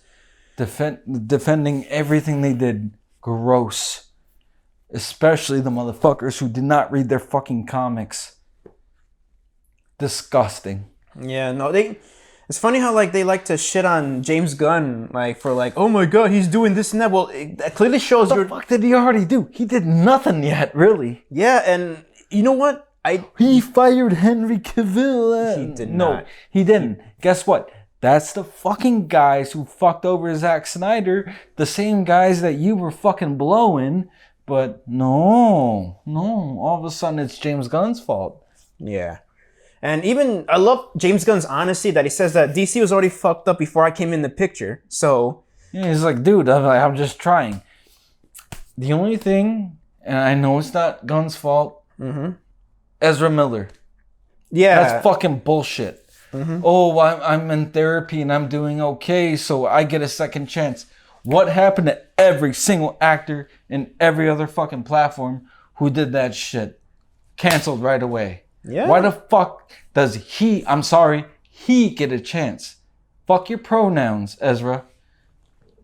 Yeah, I'm gonna call them they, but still, it's but I have no respect for that person, so that's why I'm saying that. Yeah. So don't come at us with that whole Don't come at us. I apologize. No. They. No, I apologize. Yes. They. No. It's. Sorry, I got passionate. I got mad. No. I apologize. No, I get it. It's. I should say they, right? I Yeah, should. yeah, I should still respect it. Yes. Yeah. Then again, I'm all for like that. I'm gonna. Fuck that. I could say asshole though, right? Yeah, you could go ahead. Yeah, because I call women assholes too. Again, people are gonna come at me sexist. No, like I call men or women assholes, man. I called men and women cunts too. Bitch, asshole, cunt. I don't care. Yeah. Bad. It's a bad word. Insulting. That's what I'm trying to get at here. That's what I'm trying to do. Insult the person I don't like because of the detriment it did, and I don't like it. Okay. Yeah. It's That's all. Yeah. So, but all I gotta say is that we're not gonna see them play Flash after this ever, because I know people are like, I'm pretty sure Peter Safran's trying to like comment, because they still gotta push this Flash movie out. They still gotta push it out, so they have to like soften the blow, and the one character that you could flip around with fucking Wally West, and you want to fucking keep Ezra Miller. You wanna. I need to reserve my yes. Okay, I need to stop. I know, but Ezra Miller could have been fired, and they could have just easy, just like they did to Henry Cavill, just like they did to fucking everybody. But Ezra Miller is in therapy and working themselves out, so it's okay. There's gotta be a line. Something I'm missing. I believe I know that there is something that they're not. They're telling us something, but they can't say it. They can't make the move just yet. After this movie comes out, after it makes its money, they're gonna be like, "All right, Ezra, you're gone," because for sure Ezra's not gonna be part of the marketing. It's just gonna be Michael Keaton. It's gonna be everybody else, and it's not. He's not gonna be. They're not gonna be part of that. They're not gonna be part of that marketing. We're not gonna see them. Hey, what if the 4K or Blu-ray comes out? They're probably not gonna show up in the bonus features. Okay, I see. Yeah. So okay. They're Ezra, Flash this one time. That's it. This one last time. After that, they're gone. If there's anybody that should be recast, it's Ezra Miller. Yeah. I mean, who's the only one who, even in the Snyder shit, only one who stuck out, never belonged. Oh yeah, yeah. Like I did not agree with Gal Gadot at first. Guess what? Won me over. Yeah, yeah. No, it's same here. And honestly, she was a highlight for Batman v Superman for me. Especially when she did that sexy smile while fighting Doomsday. I'm like, all right, girl, now you're making me have a crush on you. Fucking cocky smirk. Boom. Right. Yeah, and then she was like, she did that smirk when she just got up and she's like, all right. She got knocked back. Yeah. Yeah, I'm like, oh, that's a beautiful smirk. Yeah, yep. And I'm like, I want a wife. I mean, she's already married, I'm assuming. So I'm like, you're like, wife her. Let's go. Yeah, I'll wife that bitch. Wife that bitch. That came out wrong, but I'm a wife her, man. Because it's like, when I saw that, I'm like, oh, fuck. That gave me a hard on. I'm going to say that. That gave me a hard on when I saw that. And when I saw Batman v Superman, that part when she smiled, I'm like, oh, shit. Yeah, what's going on down there? Holy shit. Won me over. That's hot. That was so fucking hot. Look. Won me over. Yeah. For sure. You guys know what we're talking about. You guys know the freaking moment. It's around the internet too. People probably use that smile as a meme Talking too. Shit about like a movie that's like what, 7 years old now? Yeah. I'm still not over Doomsday being in that movie, but that's so stupid. Yeah. That bothered me so much. Death of Superman bothered me so much. Yeah. But like I got it. But the only reason why I defended that movie in the beginning is because I'm like, all right, that's the fucking Marvel catch up. We're gonna do some good stuff here. Mm-hmm. Nothing fucking happened. The theatrical cut Justice League came out. It flopped at the box office, and then the Snyder Cut came out. And it's like, well, it's the same movie. It's just that Steppenwolf is better here. Yeah. When Justice League came out, I'm like. I'm like, well, Ben Affleck, I will defend. But everyone's like, why is Ben Affleck good? I'm like, are you kidding me?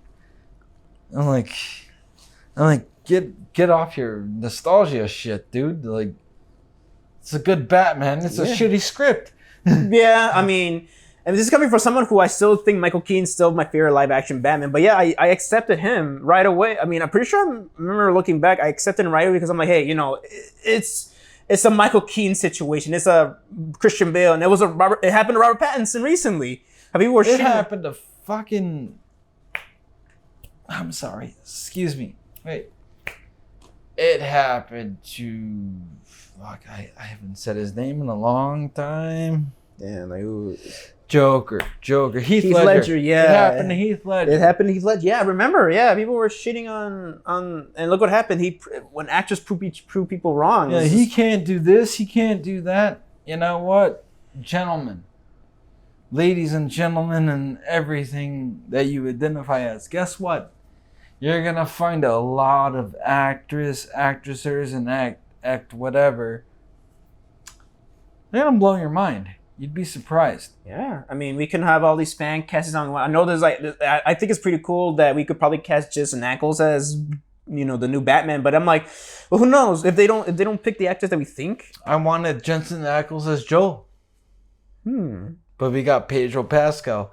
Guess what? Pedro, fucking amazing. He is not as good as I wanted it to be, but amazing. Still amazing. You know what? Competent. Because he knows how to act and he knows how to fucking do it. He read that script, he knows the role, and he's like, you know what? I understand Joel as a character. This is what I'm doing. Yeah. It doesn't matter if he don't sound like this. Doesn't matter if he white. Like, Yeah. Doesn't matter if his beard's growing out more like you Twitter fucks. You could also fucking do this, by the way. Yeah. So. No, it's, and, not everything's gonna go. People need to understand, and it's still going on. But then again, it's an amazing adaptation. So yeah, it is, and a lot of people probably pretty sure they're never gonna understand that. But then again, I'm always gonna say this: you're never ever gonna get what you want, but you might get something better. But it's just that people, See, that's what I realized. That's why I stopped being so close-minded about stuff. Yeah, because I might get something better. And it's like, you know what? Let me give this a chance. If I watch it, I'm like, ugh, oh, no. Yeah. I'm like, well, what about the next one? Oh. Yeah.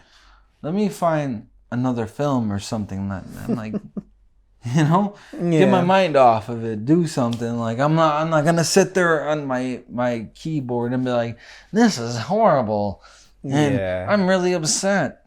Yeah, and and you pretty much know me how I express it a bit. Also, you guys know how I express it in my YouTube channel is that I am not the biggest fan of the Rise of Skywalker because it wasn't exactly how I wanted the trilogy to end, but I made my peace with it, and I actually still think it's okay. I still like the movie. I still have my issues with it though. Yeah, but mainly in editing and filmmaking wise, because I'm just like, as somebody who edits his own videos, and I'm like, that's a big no with some of the editing. Yeah. Okay. Yeah. No, it's not the best movie. No. No. But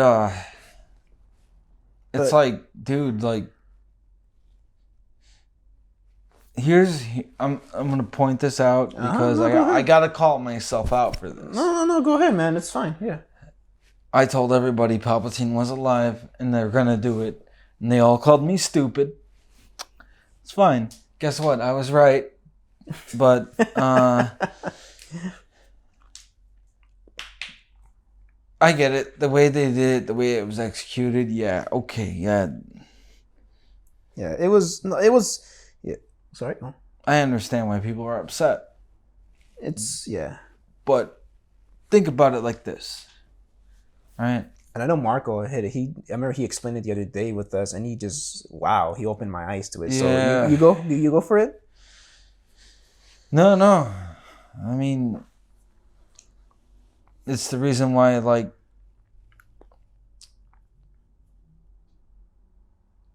you know, out of the sequel trilogy, the second one is the best one. Because if you really think about it, not only does it go on its own path, but it really is the most Star Wars one. Which one?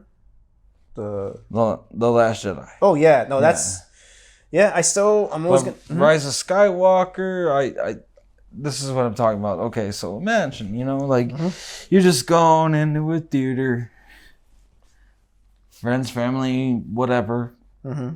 Got your snacks or popcorn. You're watching that. You're like, God damn, this is amazing. Like, it looks amazing, right? Yeah. You see Force lightning. You see Kylo Ren fucking running, fucking saving Rey. Like, come on. Generically, it's a good story. It's a fun story, Yeah. It's a very fun movie to watch. Yeah. No. Yeah. And I know it's a fun movie. It is a Star Wars-ish too.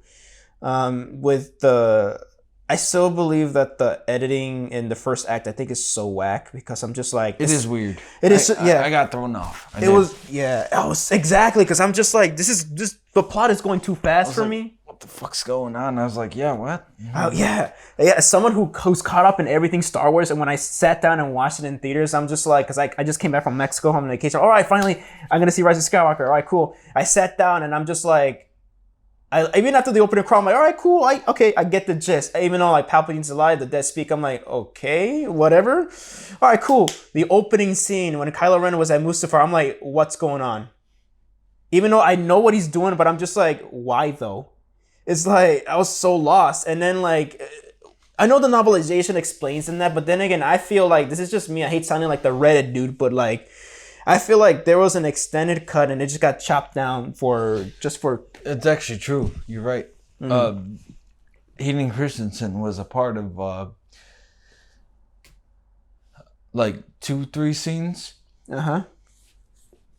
Totally fucking gutted out. Yeah. And it would have like made like, if you didn't read the comics or not fully caught up, if you just watched the films, it totally would have fucking like made you realize why Kylo fully turned the way he did, and then it just would have explained everything.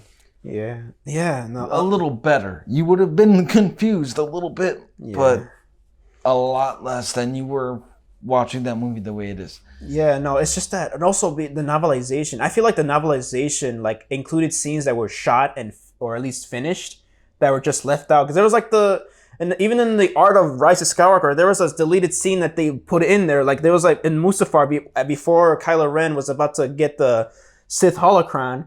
There was a scene in between there, and it was like a practical effect, I believe. It was like a head with a spider-like creature, and they just have a conversation. And he's like, "Oh yeah, I believe he keep watches of the Sith holocron on Mustafar." And there's like more scenes with General Hux and the other general. I forgot his name. Not the general, one of the other commanders. He was cool. Actually, I really liked him. He was so into his role. He was that other he killed Hux in the movie. Oh, General Pride. Yeah, Pride. There's a scene when they have a conversation and just how Hux is very sus to Kylo Ren, and I forgot his name again. Pride or Pride, whatever. I think I missaid his name. Sus Among Us. Yeah, he was enjoying seeing Kylo Ren slaughter a bunch of dudes. I was just like, damn, I wanted more of that. And also a couple of scenes were rearranged too. Like I think Rey's training was supposed to be the first scene, not Kylo Ren's attack on Mustafar. And there was and I think the scene was extended way more longer in the when it shows it's obvious that Palpatine is like a clone body. I don't know if it's just explained, and you could kind of see it in the movie too, but like in the extended edition, I believe they give you extra sequences and moments where Kylo Ren is horrified by not just by seeing that Snoke was a little tube creature, but like he sees some of the cloning devices, I believe, for Palpatine. So it explains a bit more why Palpatine is back. So I'm like, I get why they cut it. If these scenes actually do still exist in a way, they actually were shot. I mean, I get why they cut it for pacing. But then again, I'm like, I felt that we had like a 3 to 3.5 hour movie originally, and it was just chopped down to like 2 hours and 20 something minutes, I believe. Because it really felt like scenes were cut. Yeah, a lot of shit. Yeah, like Finn. I feel like I know this. I mean, I heard this from the Reddit, but then again, I also probably heard. I think it's also in the novelization where he kind of uses the Force. He actually admits that he's more Force sensitive. No, that happens in the same movie, dude. Like you figure it out. Yeah, he says, "I know." Yeah, it's great, but everybody thinks he was supposed to be a fucking Jedi. No. Force sensitive. That was the whole point of that character, in my opinion. Yeah. And who knows? I know that there's always it's always mixed on we're hearing, but I'd love to see him return and become a Jedi, as we all wanted him to be originally. There's still time. Yeah. So. I mean, it's crazy how fucking these fucking weirdos get about Star Wars, man. How I'm talking about people who get really hateful about this shit. Yeah. That is crazy. Yeah. And I get that people can say we're being passionate, but I'm just like, that's just that's not even being passionate. We love Star Wars, man. Of course. Yeah. I mean, we're passionate too. We're being passionate about right now, but we're not being assholes about it. Yeah. And it's like, oh, what do you know? What do you do? Like, hey, bro, okay, look I know you want to grab your comic and then fold it between your dick, and I get it. You want to do that? All right, you go do that, bro. I'm such an asshole. I know. No, you're good. You're good. I'm such a but dude, at the end of the day, it's fucking Star Wars, man. It's for fucking kids. It is, yeah. I mean, people are gonna say, "Oh, you're belittling it," but it's like, no, we're not. They admitted to it as for kids. We're not bringing the franchise down because it's made for kids. It's because it's dude, that's how it is. Yeah. Back in '77. Look at my dad was born in '56. Mm-hmm. 56. He's seen the original Star Wars in theaters before it was called A New Hope. It was just called Star Wars. Yeah, just Star Wars. Mm-hmm. And he tested me on a bunch of shit. I'm like, wait a second here. I'm like, you're fucking me up. Stop. And I'm like, that's episode 4. He's like, no, Star Wars. I'm like, Star Wars, episode 4, A New Hope. He's like, Star Wars. I'm like, he's like, that's not the same thing. I'm like, Dad, we're talking about the same thing, the same movie. Yeah. But it got recalled episode 4, A New Hope. Yeah. He's like, when? I'm like, I guess since 99. I'm like, because that's when Phantom Menace came out.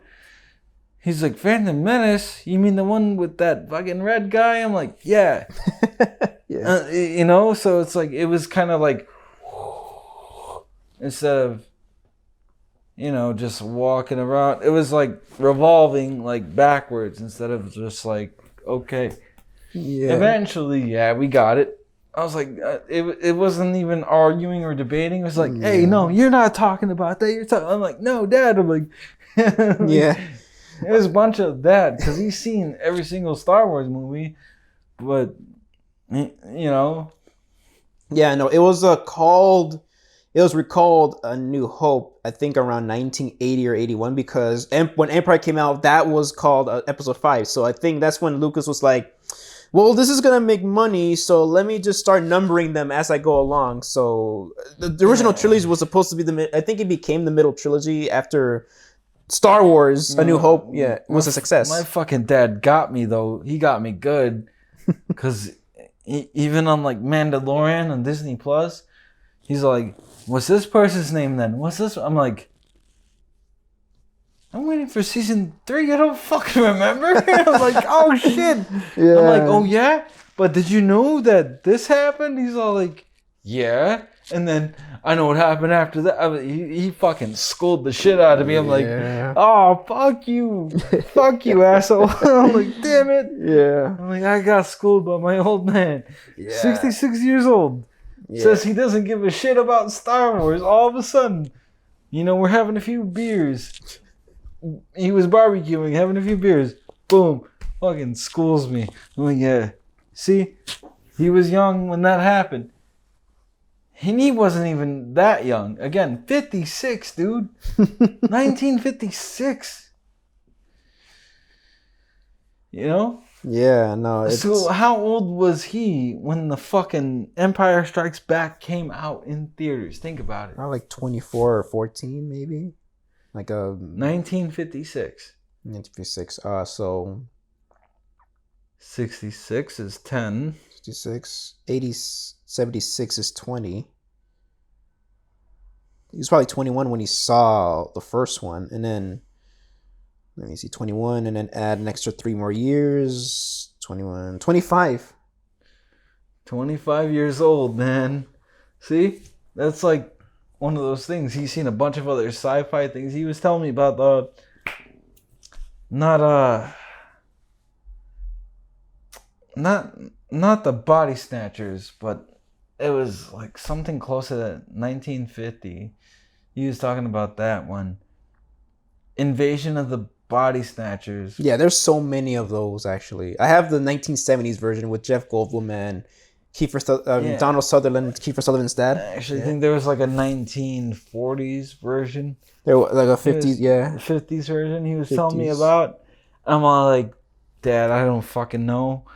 I'm like, I just know this. This is my Body Snatchers. And it was the thing with Kurt Russell, Like, yeah. He's all like, man, that's a remake. I'm like, it is. What? Yeah. It is. Yeah. It sort of is. Yeah. I say it's an adaptation. Yeah. So it's like, it's kind of, yeah. But yeah, to him, because, Yeah. I'm like, damn. Like, it's crazy. Oh, yeah. See, so like, when he was a kid, that's my point here. When he was a kid, my father, when he was a kid, had cinema.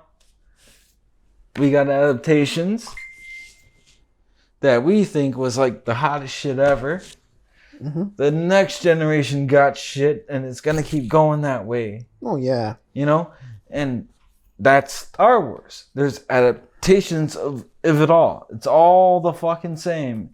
At the end of the day, we know the story of Star Wars because we have the unique, era where no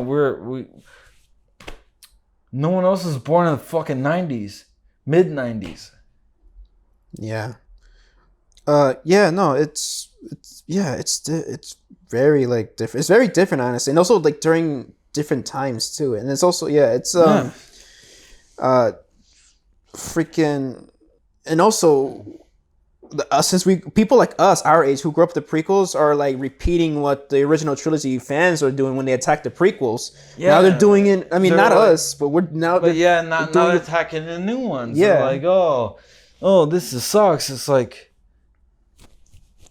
See, I'm lucky. My dad, my pops, he's like, well, it's stupid, but he's like, he said it was goofy, stupid, but he's like, did he say it was bad? No, he liked it. He loved it. He's like, I love the sci-fi. He's like, that shit's good. He's like, man, he's like, I think the politics is dumb. I'm like, I didn't understand at the time, but I'm like, okay, yeah, Phantom Menace, the politics, kind of dumb. Yeah, because they kind of slowed. I mean, I know that was the point of the prequels, but it's like, I know he fucked up there, man. Yeah, he focused a bit too much. Yeah, if you find like you could watch other sci-fi films nowadays and realize like, hey, man, there's some decent political like aspects in sci-fi, and the way they do it versus like how Lucas did it in episode 1 and 2. Yeah, I'm like, oh man, like nobody cares about that. Give us the Clone Wars.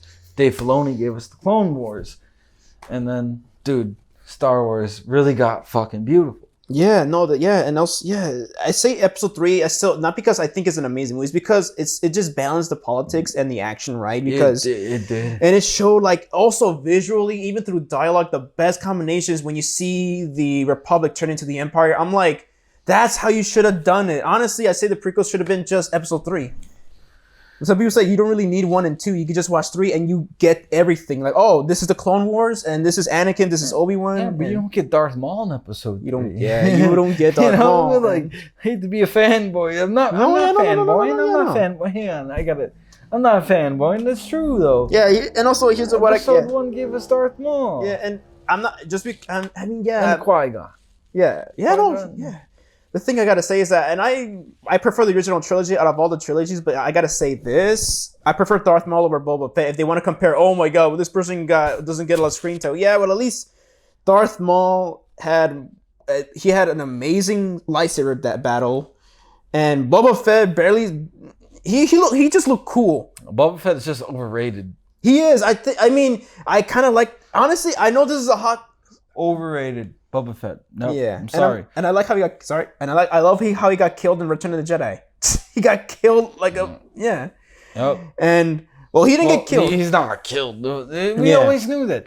Yeah. See, okay, when people bitch about Disney Star Wars, the only thing that I will actually agree is that they're gonna say Legends doesn't exist anymore. Because they're creating their new stories.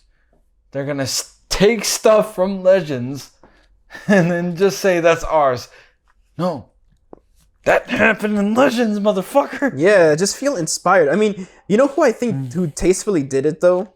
Rian Johnson, when he did the whole Force projections. I think that was in Legends too. Yeah. And he just like read upon it and he just adapted to it because, hey, this looks cool. This will be good on my script. And he used it and he did it tastefully, in my opinion. And yeah, I mean, then again, it's Disney. They're being, they like to wave their cocks around saying that, oh, we did it. No, you didn't. No, you fucking did it. But you know what? At the same token, though, you gotta admit then, if Rian Johnson did a lot of that then, he knew about the cheese. Yeah, no, he knew. The cheesy cheese. He knew. Yeah, no, and you know what? I'm not saying that's like a problem. No, I'm saying hey, make it cheesy then. Cool. But then he knew. He must have. Yeah. But again, you got to think about a guy like that, right? A director like that. Why the fuck are you taking the Star Wars too serious, right? Yeah, it's So, you have all these fucking 40-year-olds in their basement screaming on the internet about how bad that movie is. Yeah. But if you have, 40 million of them, I get it, gonna make you feel like shit. Oh, yeah. It's gonna fuck with you. Yeah, and honestly, he did it, the way he clapped back at Toxic Fans, he did it tastefully because he only talked about Toxic fans. He wasn't talking about all Star Wars fans. He was just talking about those specific man babies. He wasn't talking about, because a lot of people say, oh my god, Rian Johnson attacked the fans. Or when somebody claps back, they call it, oh, he pulled a Rian Johnson. No, Rian Johnson didn't attack Star Wars fans. He basically, if you want to say attacked, he attacked toxic Star Wars fans. Or how about how like the toxic fans made it seem like Mark Hamill wasn't fully on board with it, and how he was like Mark Hamill thought everything was bad. Yeah, it's originally fun. He did. It's also in the documentary, The Directing the Jedi for The Last Jedi, which is one of the best Star Wars documentaries out there. It's really good. He did say, and he's honest. I love how honest he is. He says, "Yeah, I fundamentally disagree with this direction, but over time, like because this is honestly." No, I remember that. Yeah, he didn't like how he says, "Oh, that's not my Luke Skywalker. It's just Jake Skywalker." But then again, a lot of people like to take the interviews and edit them and split them and out of that. But he did say that no, like this is also he disagreed as they were shooting the movie, not the final product. And I'm pretty sure after he saw the final product, he took everything back what he said. Yeah. And then people say, "Oh no, he got paid by this." Look, one of my coworkers said that Mark Hamill doesn't give a shit. He can be honest and not give a shit. So he's actually being honest that he takes everything back what he said about Luke, about The Last Jedi. Mark Hamill doesn't give a shit about Luke Skywalker. I will go to my grave disagreeing about that. Mark Hamill gives many fucks about two characters. Luke Skywalker and the Joker. Yeah. Those are the two things he gives a fuck about. Yeah. That's why they pay him the fucking big bucks. Because he puts the fucking work in because he cares. Oh, sorry. I meant, hopefully you didn't take that out of context, but when he said about, like, Mark Hamill doesn't care, he cares about Luke Skywalker. He just doesn't care if he talks shit. Or if he talks, or he doesn't care what he says in interviews. His honesty, actually. So basically, okay. No, because people thought that he's taking it back because Disney paid him to shut up. No, he says that's what I mean. No. Yeah, I don't think Hamill would do that. I think Hamill would fucking just like draw back like I think Mark Hamill is like sort of like a Kojima type. You know what I'm saying? Yeah, he'll take things back. Like, oh no, yeah, I take it back because I made movies. I don't care what anybody says. I made movies. I made 4 of them. At first, even as you're making it, this is like, oh, this is bad. But then again, once everything comes together and once you see the final product, it's actually like, whoa, this is actually better than I thought. He's like, oh, okay. Yeah. Yeah, it's because it's different as you're making the movie. Yeah. You're right. I mean, like, think about it, right? Like let's go like contractually, right? Mm-hmm. For Mark Hamill, signed on for, I guess, 2 movies technically. Mm-hmm. So they got to give him all the script. They got to show him everything, man. Mm-hmm. And he's like, okay, you know what? I'll do that. That's okay.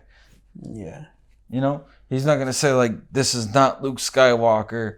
I don't care about the money. Fuck this. Like, yeah, because he would. He admitted he would have said. He would. Yeah. So, Last Jedi.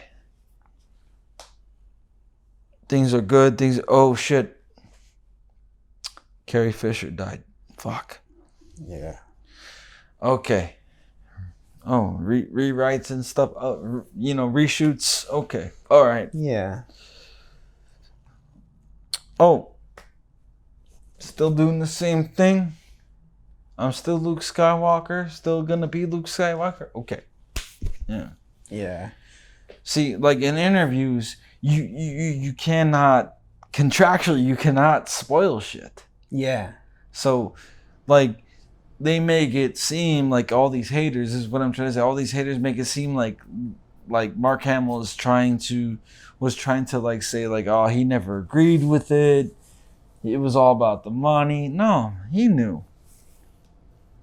Yeah. And they're trying to like fucking like, I remember back then they were trying to make like a fake verified account.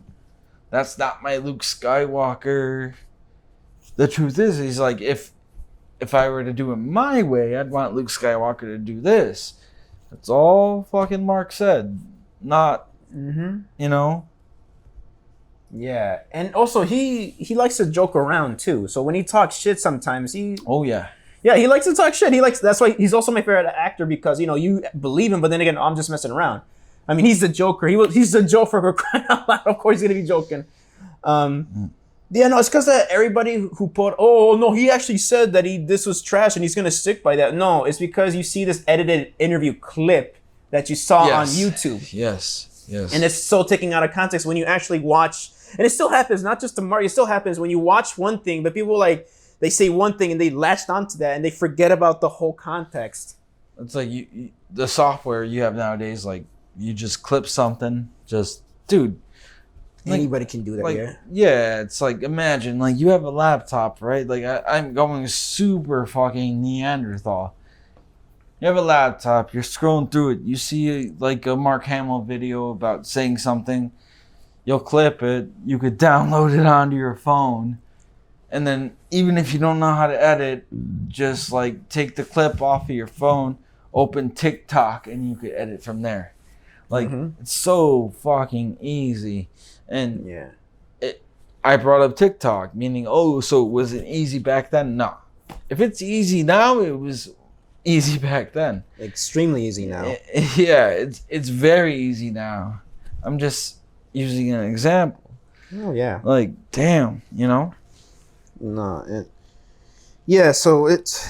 People can stroke their own little egos with that whole Mark Hamill, Disney paid him. No, Mark Hamill has all the money in the world and he's happy with what he has. So he can say whatever he wants. Dude is happy with his whole legacy. Yeah. To the point where he will not play Joker because Kevin Conroy passed away. Yeah. That's how you know he's not doing it for the money. Yeah. And he's not doing it. He's not doing it because, oh my God, I feel bad. No, I mean, he did feel bad for talking, for saying that about Luke. But then again, it's because he hasn't seen the whole picture. Probably this was before the picture came out. Yeah, and then it was during fucking like promotion. Yeah, and I'm pretty sure. Nah, not promotion.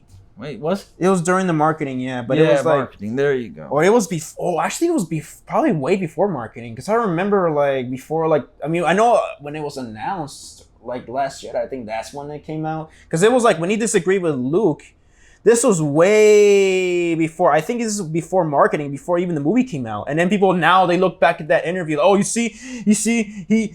Yeah. But that was way before. Okay. I think that was way before marketing too. I believe. Yeah, it was just in an interview or like an interview. This is before.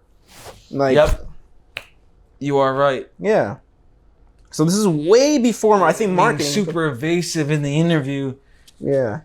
Yeah, but this is way before I think this was still I think the movie was still being finished in post. Like, maybe if Mark sat down and watched a cut of it would probably been like a work print or the rough cut of the film. But that was like way before like they it was like the final cut that we got. So the movie was probably even if he saw a cut, it was probably an unfinished version of it. So then again, who knows how many was cut? How much aside from the deleted scenes we got on Blu-ray or in DVD? Who knows how many scenes were cut? Because there was actually a good 2 scenes that they cut that I wish that Ryan could have left. It was the when Luke was mourning a bit for Han. Oh man! I wish they could have kept that scene. I know that. I'm pretty sure. Even Ryan Johnson. I think he because he actually has a director's commentary on the deleted scenes. He says I really love this scene, but we had to cut it for pacing. And holy crap, the battery is dying. Give me a second. But yeah, I was gonna say we left it for Mark Hamill. So yeah, no. Yeah, Mark Hamill. Man, he's brilliant. He just like, and I really don't think he like.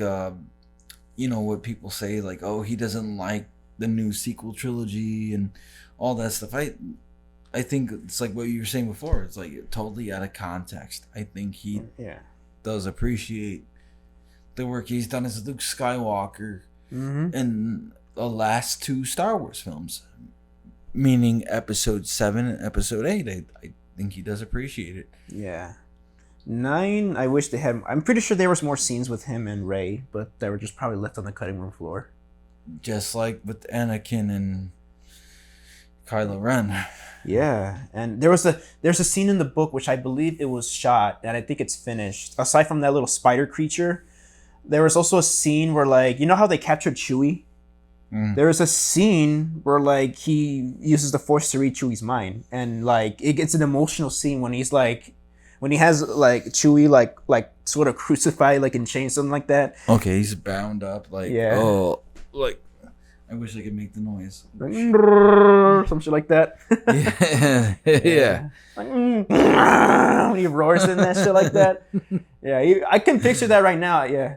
And in the novelization, I think it's a deleted scene where like he says that you want to kill me, right? Like he's taunting it. It's like he's telling you like, how do you feel? You want to kill me, right? Something like that. And then like he reads his mind, and Chewie doesn't want to kill him. He's just he's mad at Kylo, but he's looking at his memories, and he remembers Kylo Ren as Ben when they're showing us memories when they were like together. And I'm like, why was that cut out? Because that could have like been also a nice consistent transition to him to the light. Because it's like it shows, it's just more things they should have done to explain Ben Solo being a good guy at the end of the day. Yeah, he just felt like pressure to be a good guy. And I mean, as much as I still appreciate pressure to be a good guy, pressure to be a powerful person, bad guy, etc. Okay. And honestly, I kind of wish he could have died a villain like in the original Colin Trevorrow script that leaked.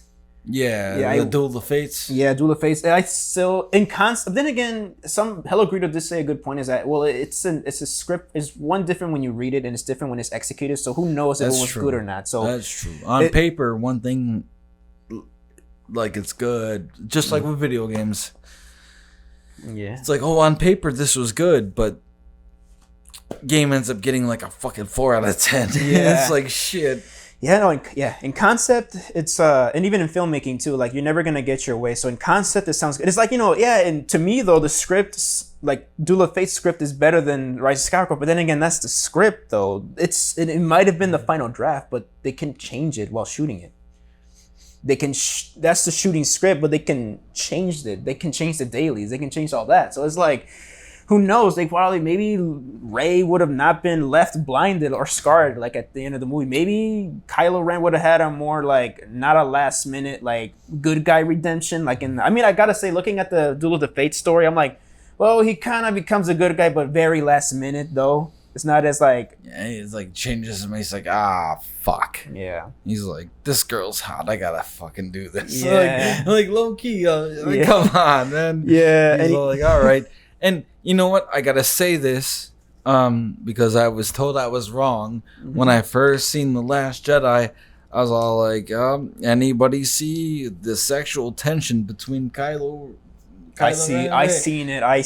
Fucking Marco and everybody else is like, no. What are you talking about? I'm like, watch that movie again. Yeah, look how fucking horny.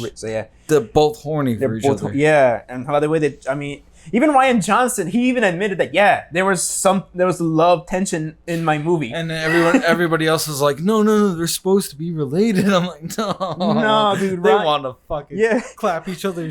Like, I know that JJ kind of like, I'm pretty sure like before JJ started shooting, and Ryan was like, hey, can you do me a quick favor? Can you still keep them trying to fuck each other? Because like I try to do that in the last one. Can you try to keep that there aside from forced dyads? Okay. Aside from the forced dyads, can you keep their sex? Can you like? Can you make them fuck? No, I can make them. El sexo, give it to them. Okay, I'm making the sounds too. Hopefully, like if I try to monetize this, pretty sure the algorithm is gonna be like getting monetized. Like this ain't for sure. No, it's far gone, man.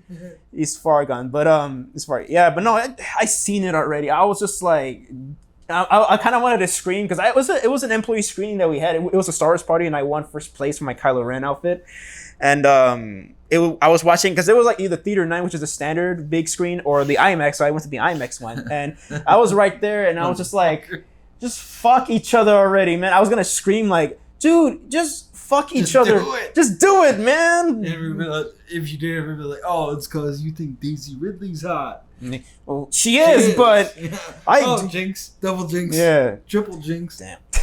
I was gonna say, but I mean, I'd still wife her, man. I had a huge. After we left The Force Awakens, that one time we went to go see The Force Awakens at the Friday premiere, I was like, I was having a big crush on her, man. Okay, so I didn't know who Daisy Ridley was. Me neither. Before episode 7, and I seen her, I'm like, hello there. I'm like, damn.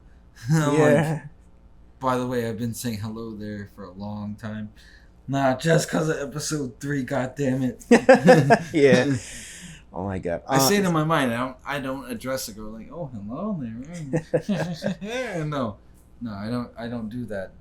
I don't get jiggy like that. Okay, but sometimes. Okay, sometimes I do.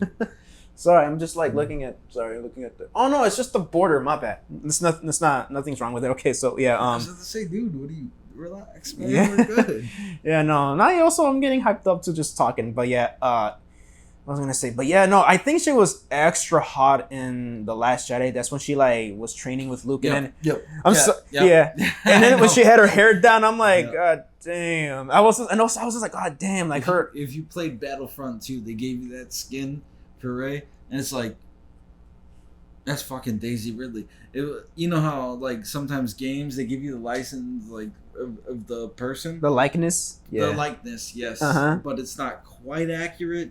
Mm-hmm. EA got that fucking spot on. Yeah. Oh, man. Yeah. Hasbro still needs to get it right with the action figures. But yeah, because Action figure. Hey, whoa. You're not gonna sit there and like spank your bank on the action figure, are you? I mean, her hole is too small for my cock. Oh my god, Howie, what the hell? I didn't think that's where that joke was gonna go. I'll fucking actually. I'm just kidding. Nah. Yeah, we're gonna cut that. Extrude it. I'm leaving it in. I should do like a zoom in on my face and be like, I'm leaving it in. Daisy, call me if you're single. Oh shit. And she's not gonna see that. She's gonna be like, "This you fucking weirdo." Hey, you could have Daisy Ridley. I'll take Margot Robbie. You're fine. Margot Robbie. Either her or what's her name? Or she's Jen Erso, Rogue One. Damn. I know who you're talking about. Jen Erso. Fuck. I would suck on those teeth. What the? She's got sexy teeth. The way she smiles, I'm like, baby girl. You're supposed to say sexy smile, man. I mean, I was sucking those teeth, though. I was sucking that smile that she had, that Welsh smile, I think, that she was in Wales. Jesus Christ. Yeah, I was gonna say, what's son of a bitch? Felicity Jones. Yes. Oh, I was sucking her teeth. I don't care. What the hell, dude? Dude, she is. That scene when she's walking and limping when she's trying to get that satellite, trying to transfer it's in the trailer too. When she's like limping in her head, and like that shot when you thought she was gonna shoot it to tie her, but no, it was just like for the trailer. When she's like this, the wind's hitting her, and I'm like, damn, those goddamn hips and legs. I'm like, ooh, she thick, she packing, ooh, and especially when she's like falling and hurting herself during the climax of Rogue One. And that when she's trying to climb that tower and she has the plans like hooked to her ass, like the bell of her ass. You see that perfect shot of her ass? I'm like, baby girl, climb that, boy, just as long as I get to see that. Whoa, let me slow you down. Hold on, Stallion. Take it easy, man. Yeah. We didn't even talk about Kelly Marie Tran yet, man. Oh my god. Oh my god. Oh, dude. When I saw her cry in The Last Jedi, she was crying because her sister died. I'm like, baby girl, I can dry those tears. She was like, now, I'm not shaming her. Little chunky in the movie, and I still thought she was still like absolutely gorgeous because like at a certain point, weight will define how you look, guy, girl, whatever. But when she started getting all that hate, I'm like, you know what? I'm gonna Google her. I'm like, when I hit those pictures, I swear to God, I was like, oh yeah. I'm like, damn. I'm like, she's hot in the movie, but holy smoke, man. Yeah. Shit. She can't hide those curves no matter what she wears. No, man. Those are beautiful. And she's just gorgeous overall. And her personality is amazing. Sorry? She's very, very... I never met her, but I think she's very, very nice. Yeah. Oh my god, yeah. When I'm pretty sure if you brought up Star Wars to her, though, I wouldn't blame her for having a chip on her shoulder, you know? Mm-hmm. But like, I would think like if I were ever to say anything to her, say, hey, look, I think you did a good job in The Last Jedi. Fuck what people say. Keep doing what you're doing. You're really cool. That's it. You know? Yeah, and because you know what? Hayden Christensen had that hate a long time ago. Yeah, and Jake Lloyd too. He had it worse. Poor fucking kid. Yeah. Yeah, him and Reese, what's his name? The guy who played Jar Jar. Like, he attempted suicide. Yeah. He got the oh shit. Yeah, so Jar Jar wasn't even likable until the fucking Clone Wars fucking came out, like the actual animated series, and even then, like, oh my god. I can imagine that guy. They know who he is. They're like, "Are you a Sith Lord? Are you a Sith Lord?" Like, I can imagine, dude. Yeah. No, I'm glad she's fine, and she's amazing. I mean, I didn't find her annoying at all. I mean, I didn't find her useless.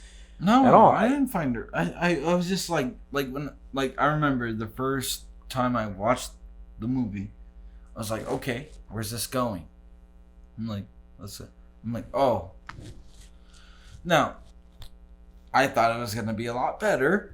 It wasn't, but I wasn't mad. I was like, oh, so that's what they're doing, you know? I'm like, okay. Yeah.